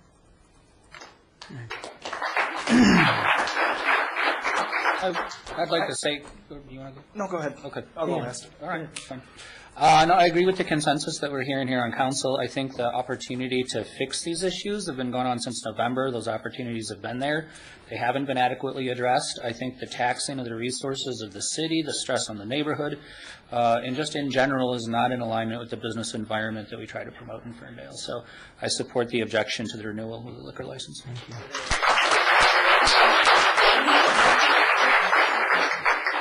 Well, I've been known to speak my mind, and tonight will be no exception. I feel terrible for the new residents who've recently moved to the city, and I'm hoping that after tonight you'll fall in love with Ferndale again. Seems like the place has gone downhill since Doug's Body Shop closed. What has been going on is unacceptable for our community. If these business owners want to run this kind of establishment, then they need to pick another city. Businesses are responsible for self-policing their business. Every other bar, pub, and club in Ferndale does it, and it's evident these business owners have not done it, or it wouldn't have escalated to this point. These issues are not new to the past couple of weeks. This has been going on since it opened, and now it's going to stop. All of these residents have a right to be outraged, having to be forced to live around this chaos. I would highly suggest that these business owners find a new city or a new type of business, because these residents are ready to run you out of town with pitchforks and torches.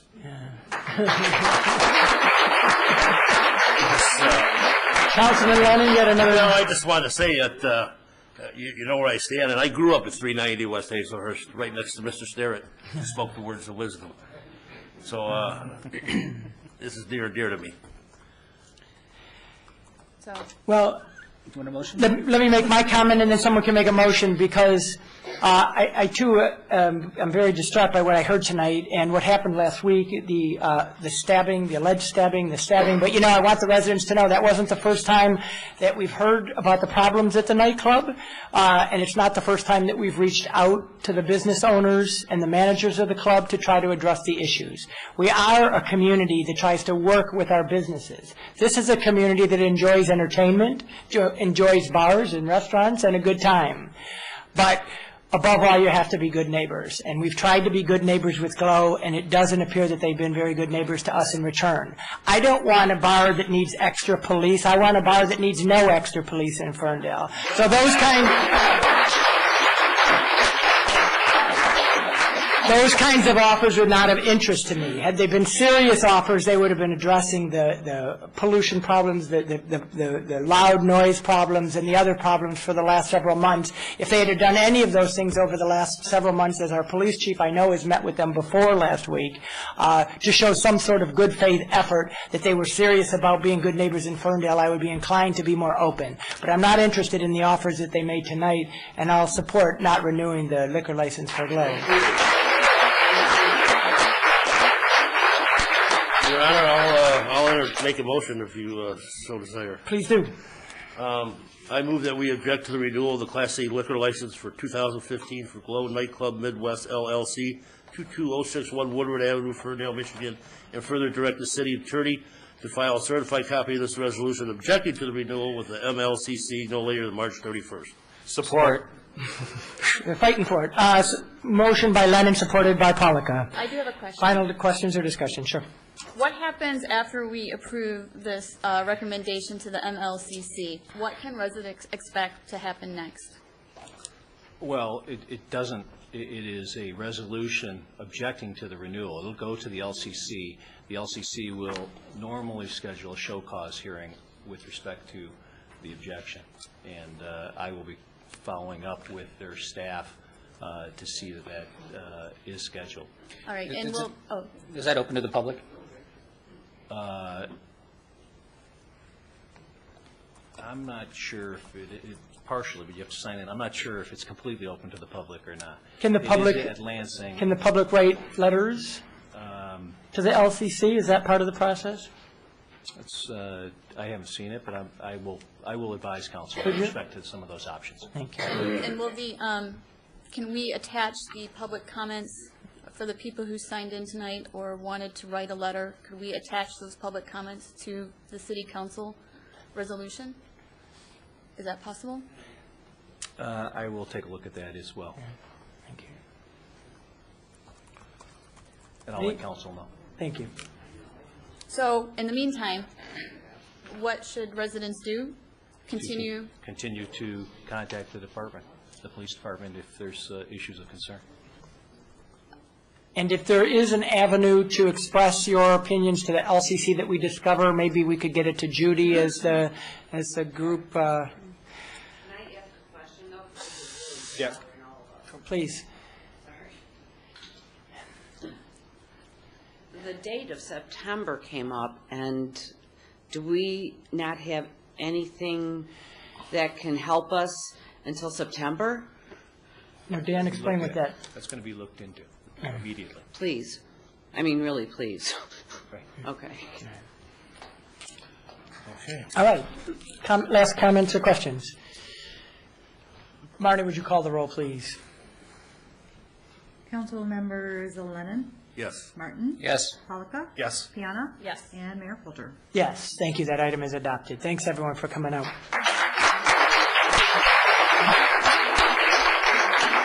All right.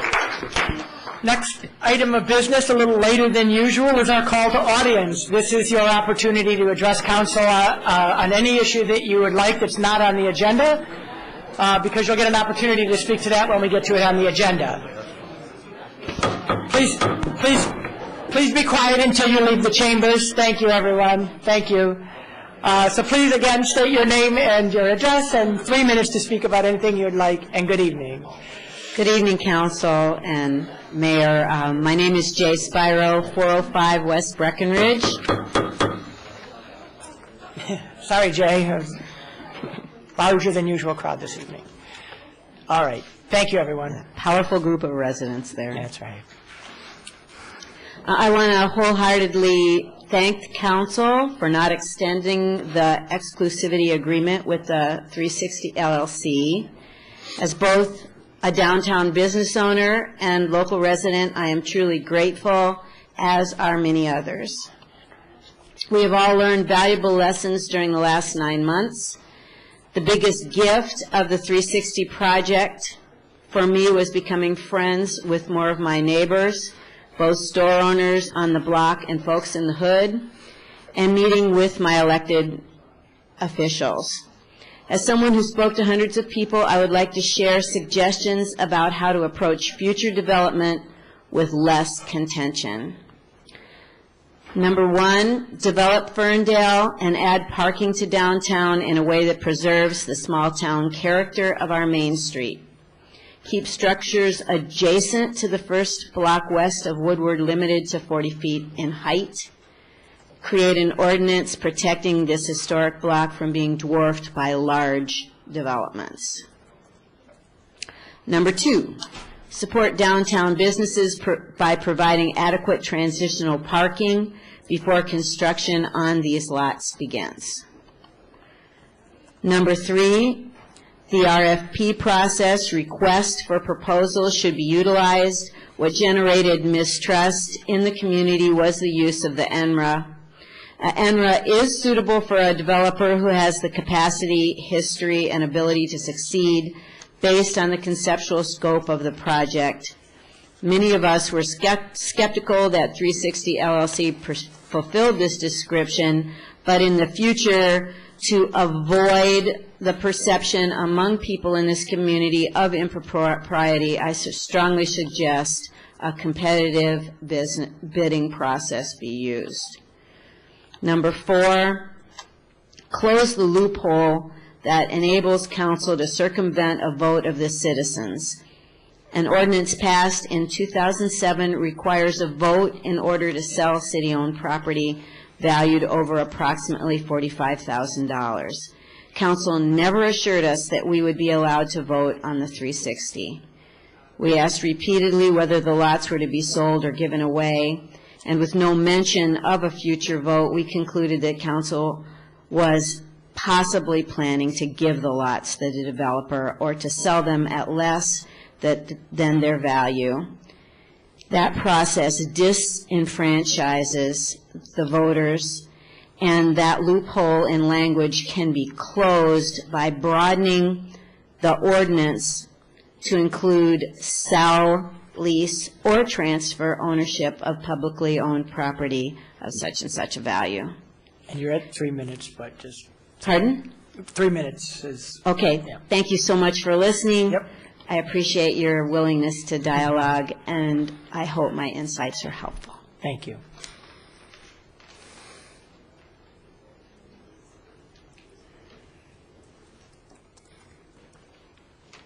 Good evening. Good evening, Council. My name is Maria Gary. I live at 306 West Troy. So first of all, on behalf of the Ferndale Association of Invested Residents, I wanted to thank Council for listening to the concerns of the community regarding the 360 project. Through your comments at the last meeting, it was clear that you took our concerns seriously and acted in the best interest of the community. I trust that in moving forward with the issues of GLOW and Ferndale's nightlife problems, you will continue to act in a manner that represents the best interests of our community and residents. Clubs, bars, and restaurants that operate as such are a real problem in Ferndale. The issues residents have with GLOW is not unique to that establishment or particular neighborhood. One of the things that I and many other residents love about Ferndale is its walkability. However, the close proximity of bars, clubs, and other entertainment venues to residential areas requires a stronger set of laws and protections to ensure the safety, peace, and rights of residents, patrons, and businesses alike. As Ferndale's business sector has grown over the last few years, so should the ordinances. I have lived across the street from Rosie O'Grady's for 5 years and have been plagued by the noise and nuisance of that establishment. My dishes rattle in my cupboards on the weekends on a regular basis. I too find trash and broken bottles in my yard where my nieces and nephews come to play. I've had a stranger climbing in my tree. Somebody has been in my backyard, only to be sent back to the bar by the cops. I can't tell you how many times I've called the police for people fighting in the parking lot or the street, and people screaming, walking down the street like they're being assaulted.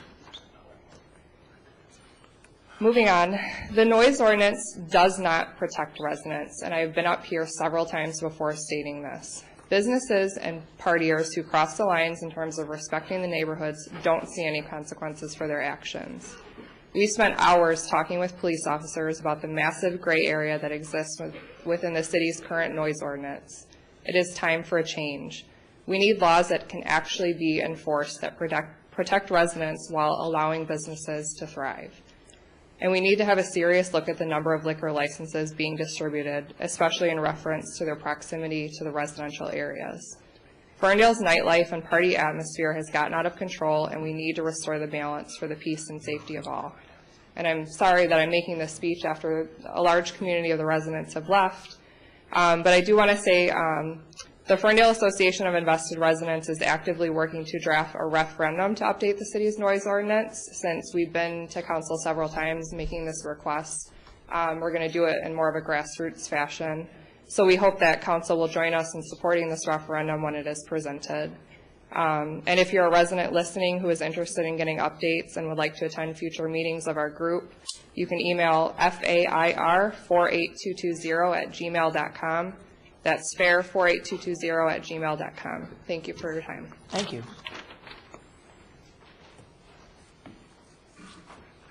Anyone else like to address council this evening and call the audience? All right, seeing none, we'll move on to the consent agenda. The consent agenda are items that council considers routine, and we enact in one motion unless something is pulled from the consent agenda by council. Let me read the consent agenda now. Item A is the approval of the minutes of the regular and special meeting held March 9, 2015. Item B is the adoption of a resolution proclaiming April 2015 as Child Abuse Prevention and Awareness Month in the city of Ferndale, as submitted by Councilman Martin. Item C is the approval to adopt changes to the fiscal year ending 2015 budget to comply with Section 17 of PA 621, the Uniform Budgeting and Accounting Act. Item D is the approval to backfill the fire department positions due to Michael Casey's March 6, 2015 retirement. Item E is the adoption of a resolution of intent to schedule the PACE program public hearing on April 13, 2015. Item F was removed from the consent agenda earlier. Item G is the approval to renew the NFPA National Fire Code subscription service for 3 years at a cost of $3,765 to be charged to membership and dues. Item H is the approval of the Phillips PCMS agreement quotation bench repair 5-year agreement for a cost of $4,672.90 to be charged to the fire department contractual account. Item I is the approval of the license agreement as submitted with Dino Drop, Inc. for outdoor cafe uses on the pedestrian alley, and authorization for the mayor to sign the agreement and for the city manager to approve the cafe fences. Item J is the approval of a special event permit for the 2015 Ferndale Dream Cruise, which will be held August 13th to the 15th, 2015. Item K is the approval of special event permit for Art Fair at City Hall, June 20th, 2015. Item L is the approval of a special event permit for the Summer Beer Festival, June 20th, 2015. And finally, item M is the approval of the bills and payroll as submitted by the city manager's office, subject to the review of the Council Finance Committee. Council's pleasure on the consent agenda this evening. I move to approve the consent agenda as presented. Support. Moved by Piana and supported by Lennon. Any discussion on the consent agenda? Dan, I know you wanted to. Your Honor, I'd like to read the adoption of the resolution proclaiming April 2015 as Child Abuse Prevention and Awareness Month, and we have a representative from Care House here today, Billy Ragland. Is she still here? Come on up. So I'm going to read the resolution, and then we're going to let Billy say a few words, and then we'll present her with the resolution. Thanks for sticking with us.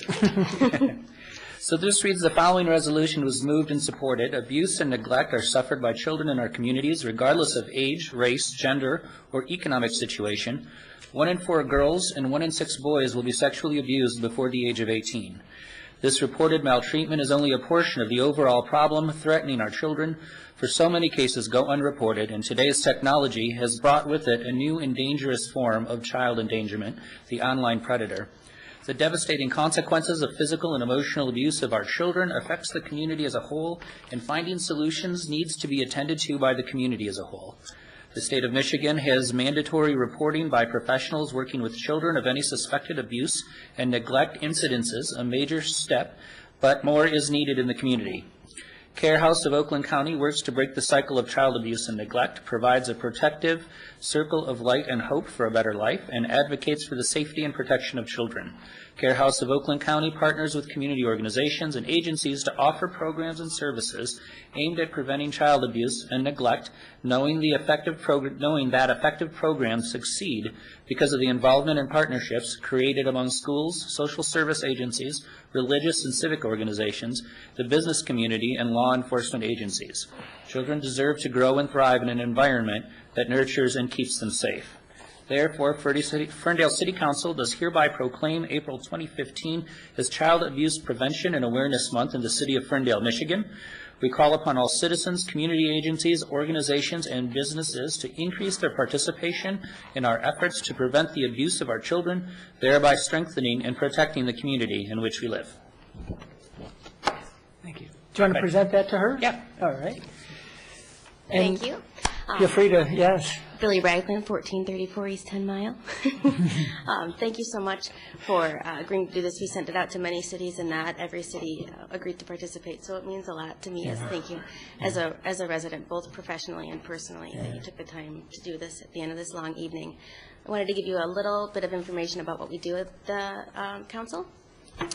We provide 3 different types of services for child abuse and neglect: intervention, prevention, and treatment. Treatment services include individual and group therapy for children who have experienced sexual and severe physical abuse, and we also provide individual and group therapy for family members that were adversely affected, so parents, siblings, anyone who lives in the home. We don't accept any insurance because all of the services that we provide are free of charge for our families, so we work hard to eliminate any barriers to transportation or anything that they might have. Our intervention department has a team of highly skilled forensic interviewers who work with a multidisciplinary team, including law enforcement, child protective services, medical professionals, and the prosecutor's office, to provide forensic interviews and determine if suspected abuse has actually occurred. And then our prevention department provides a number of community education programs for any of the 52 professions that are mandated to report abuse and neglect. But we also provide a home visiting service, that's my program, for families with children who are 0 to 3 who have experienced or are at high likelihood of experiencing abuse and neglect. It's pretty cool. It's a voluntary program, so they don't have to participate. They're only coming to us because they'd like to be better parents parents, and we're serving 3 families in Ferndale now. Okay. So, thank you very much. Great. Thanks for the work you do. Thank you.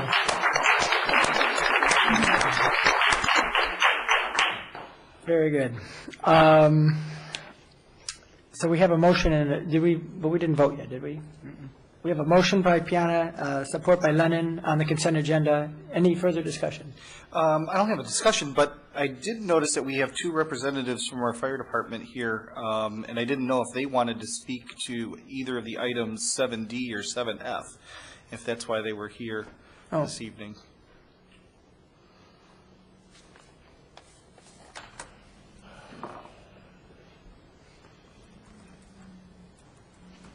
Good evening, Mayor, Council, Patrick Sheehan, Ferndale Fire Union President. Good evening.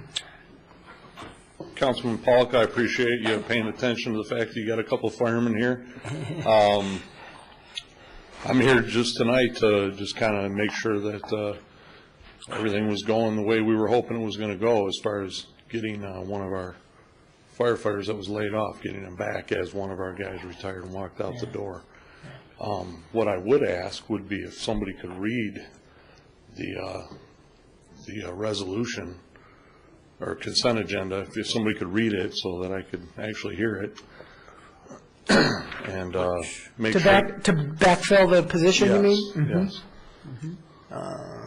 I'd be Please. Are you happy to? Summary background. On March 6, 2015, Lieutenant Michael Casey retired from the Ferndale Fire Department after over 25 years of service to our community. In order to maintain consistent staffing levels, we are asking for City Council's permission to backfill this position. In this instance, what this means is that we would need to conduct a promotional process for the position of lieutenant. Should a current employee be selected from the sergeant ranks, we would also need to conduct a promotional process for sergeant. Lastly, that position of firefighter would need to be filled in order to maintain the current number of fire employees that we have today. Due to the July 1, 2014 fire layoffs, we have an existing laid-off firefighter who we are able to recall ASAP, Jacob Latson, to fill this firefighter position. This would need to be a new position. This would simply bring our staffing levels back to where they were prior to Lieutenant Casey's retirement. We are asking for City Councils to approve our recommendation to recall firefighter Latson ASAP. Excellent. And from what I understand, you guys approve or are voting to approve. Okay. When we vote on the consent agenda, we'll be voting to approve all I would tell you is that the fact that we're going to promote and fill the promotable positions is wonderful. But the fact that we're going to bring a guy back when we're losing a guy, it's very important. And the one benefit to the staffing levels that we're at right now, due to a myriad of reasons over the last 5 years, the one benefit to where we're at is that every single guy that you bring in, or I'm sorry, every single firefighter that you bring in, it greatly impacts us, and it helps us do our job. And like I said, and also in an end-around way, it's actually, we're at a point now where it's cost effective to replace a guy and even bring a couple guys back, because it eliminates a lot of overtime. So thank you very much. On behalf of my guys, thank you very much for getting us one of our guys back. We still have one more that we're rooting for. But again, thank you very much. Have a good night. Good to see you. Any other discussion on the items on the consent agenda? All right. Marnie, would you call the roll, please? Councilmembers Lennon? Yes. Martin? Yes. Polka? Yes. Piana? Yes. And Mayor Coulter? Yes, thank you. So the items of the consent agenda are adopted. Moving on to the regular agenda, item A is a consideration to appoint Laura Moore to the Board of Zoning Appeals for a term ending December 31st, 2017. Are you Laura? Come on up and introduce yourself, and thanks for sticking around. My pleasure. Hi, my name is Laura Moore. I live at 1427 Pearson. I am a resident of Ferndale for about 1 year. We're approaching our 1 year anniversary of owning our home here, and I hope to be appointed to the Ferndale Zoning Board of Appeals. I'm guessing these must be your proud parents. These are my in-laws. And you never grow up, I guess. That's right. That's exactly right. My mom would be doing the same thing, trust me. Wonderful. And Derek, did you want to say anything? I know you're our liaison there, and you want to just speak to this appointment. Just real quickly, we had the opportunity to meet with Laura and feel she fits the board perfectly. She has a background in planning that she's continuing at Wayne State University, demonstrated a strong understanding of what the zoning ordinance and the issues of the city are, and that we'd be glad to have her on the board. Great. I saw that. You have a great background, and we appreciate your willingness to do this and your willingness to bring your experience to us. Is there a motion? I'll move that we confirm the appointment of Laura Moore to the Board of Zoning Appeals for a term ending December 31st, 2017. Support. Moved by Martin and supported by Polika. Any discussion or comments? Nope, just as the liaison to the BZA, I look forward to working with you, Laura, on the commission. And thank you for your service. I think we probably owe Wayne State some flowers for their recruitment pipeline into Ferndale. That's my alma mater, and I did exactly what you're doing. So, we all love to live here. I have so many classmates that live in town too. Well, maybe one day you'll be like me, an urban planner who runs for office. All right, Marty, would you call the roll, please? Councilmembers Martin. Yes. Polika. Yes. Piana. Yes. Lennon. Yes. And Mayor Coulter. Yes, thank you. The appointment is adopted. Thank you again. Thank you. All right. Yes, we'll clap for that. Finally, regular agenda item B is a consideration of a special land use for 2345 Grayton. And Derek, you want to introduce that item? I do, and I don't know if the applicant was here. We made them aware of it. There is the 234 Grayson, or 2345 Grayson is zoned limited industrial. We did receive an application for a landscape contractor to locate and refurbish a facility at that address. Landscape contractors or any contractor's office is considered a special land use within the limited industrial district. That requires an additional review by the Planning Commission based on the discretionary criteria identified in the ordinance, a recommendation to City Council, and approval of the special land use by City Council if they so choose. The applicant did present a completed package to the Planning Commission. A public hearing was held. The Planning Commission did recommend unanimously that Council approve the special land use permit, and they also approved the site plan pending this review. So, and I will do my best to answer any questions if there are any. I just have one. Yeah. Did I see the property right? It is just a concrete slab of nothing. No, there's a building. Is I on the right street? Well, the building associated with the property. Was it across the street from 2344? It's actually the building is a larger building that's divided in half with two addresses. One of them faces Lewiston, it's 831 Lewiston, and the other half is 2345 Grayson. Okay. So the building, it does appear to be just a parking lot, but I think I understand what you're saying now. Okay. And I apologize, there should have been an aerial photo in your package, and it appears there is not. But there is a building associated with the site. The site is a former brownfield that the city did approve previously as 831 Lewiston. The environmental remediation has taken place. One half of the building is already occupied, and then this would put a tenant in the second half of the building and associated improvements to the parking lot and landscaping and other things. May I ask, since there's no, what's around it? It's got McGregor Electric across the street, across Grayson. There's a vacant building just north of it, and then it sits south of Ferndale Electric. Okay, thanks. Sorry. Other questions or a motion? I'll move to support the matter of 2345 Grayson, Grading Specialties, Inc., Sidwell number 24-25-27, 434-016, that City Council approves the special land use permit with the following findings and subject listed below. Support. Moved by Piana and supported by Polika.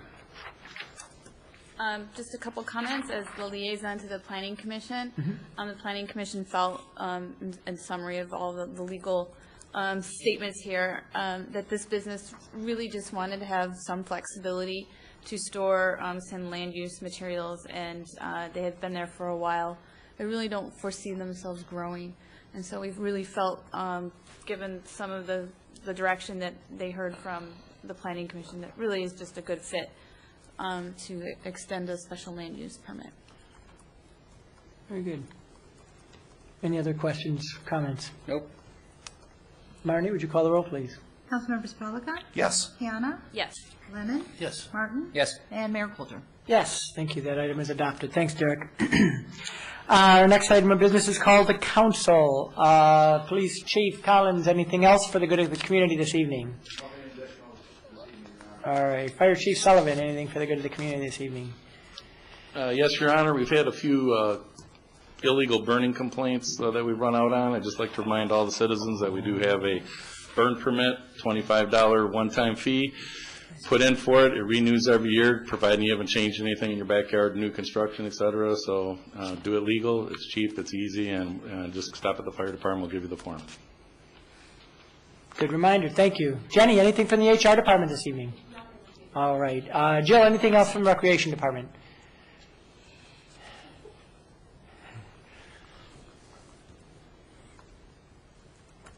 Just one quick announcement. Coming up this Saturday, March 28th, is our annual extravaganza at the Kulik Center at 10 a.m. This year, we also added a breakfast with Bunny for the early risers at 8 a.m.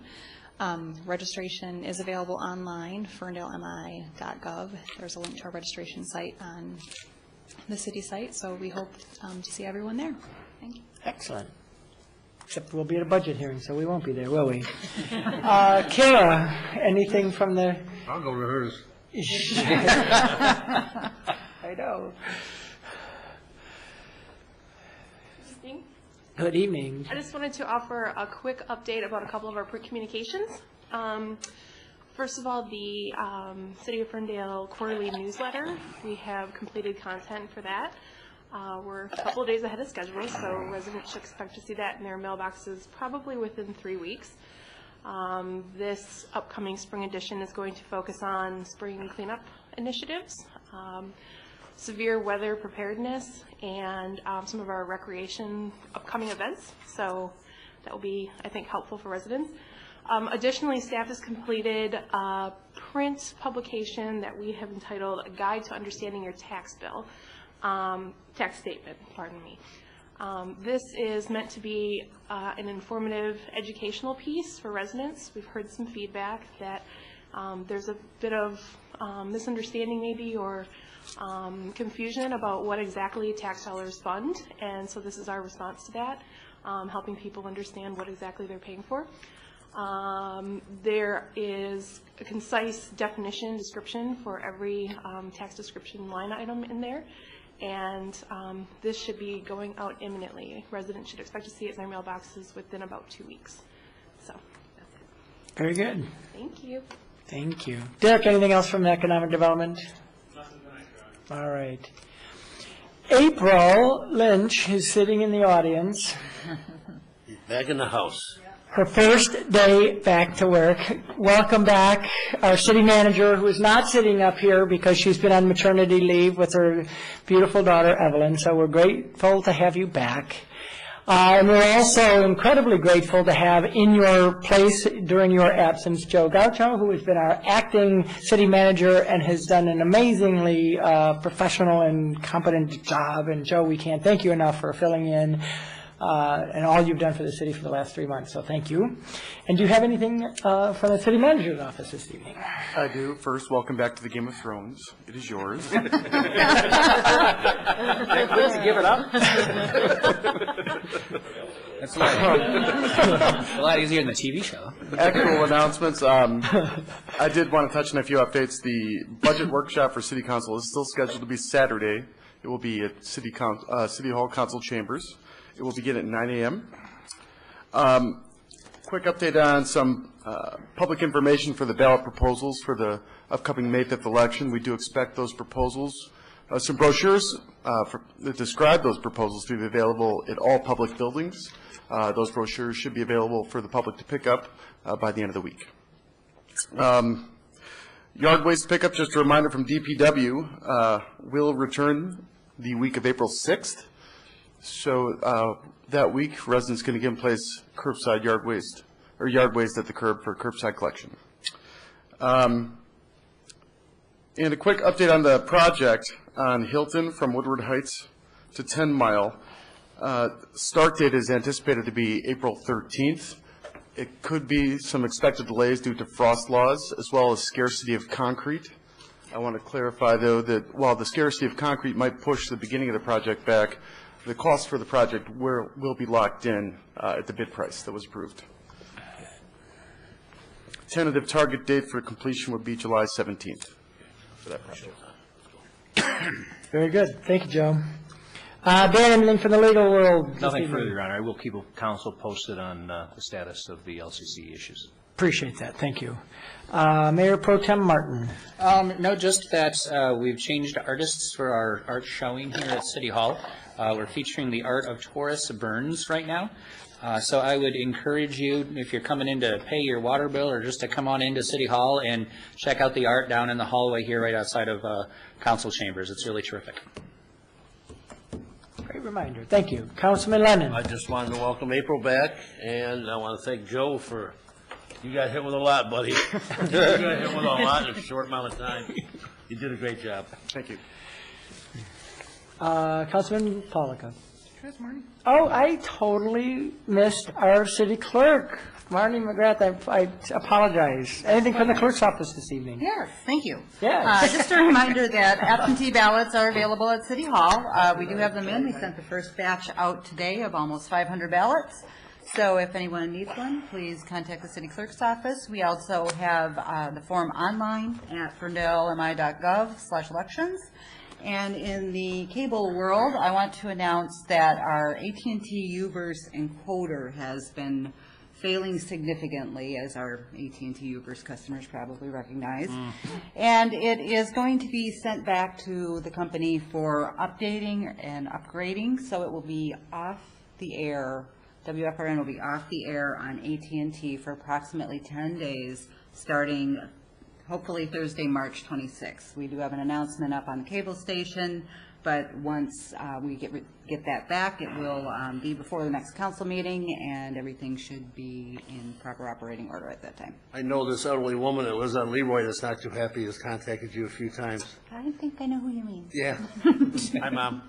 You got it. Thanks, Marnie. Sorry to have skipped you. Councilman Polika. The only thing I have is, again, Saturday, May 16th, Clean the Ferndale Up. Check-in will be at 8 a.m. Cleanup process will be from 9 to noon. We'll be focusing this year back in the parks, doing a lot of cleanup in the parks and some special projects in the parks. But also, we are encouraging that between now and then, people, residents, while you're doing cleanup in your basements and your garages, pull together those electronics, oil, paints, those things you can't throw away. Collect those, and on that same day, May 16th, from 9 to noon, SACRA will be here in the parking lot with bins that you can drop off all of that stuff. So it saves residents that hassle of having to go all the way to SACRA to take that stuff. So again, May 16th, clean the Ferndale up. Excellent. Thank you. Councilwoman Piana. Just a very brief update, which is really a non-update. I have no further information from the Regional Transportation Authority about the movement forward with our environmental assessment.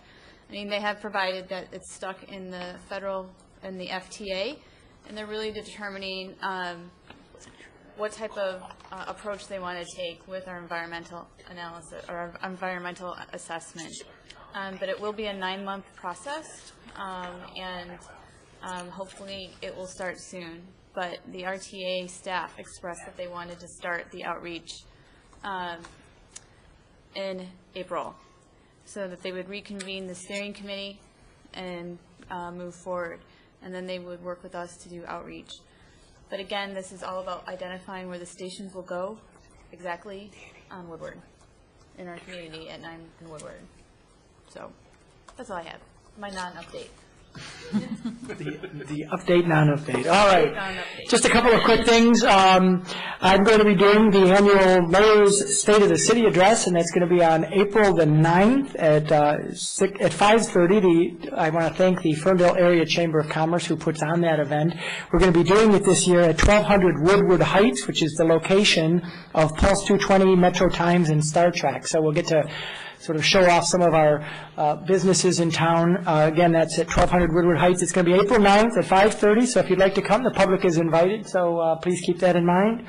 And secondly, I would like to congratulate the son of Tim and Katrina Collins, Tim happening to be our police chief. His son Danny was an all-state wrestler this month, all-state. Very proud of Danny Collins. Good job, guys. All right, with that, meeting is adjourned.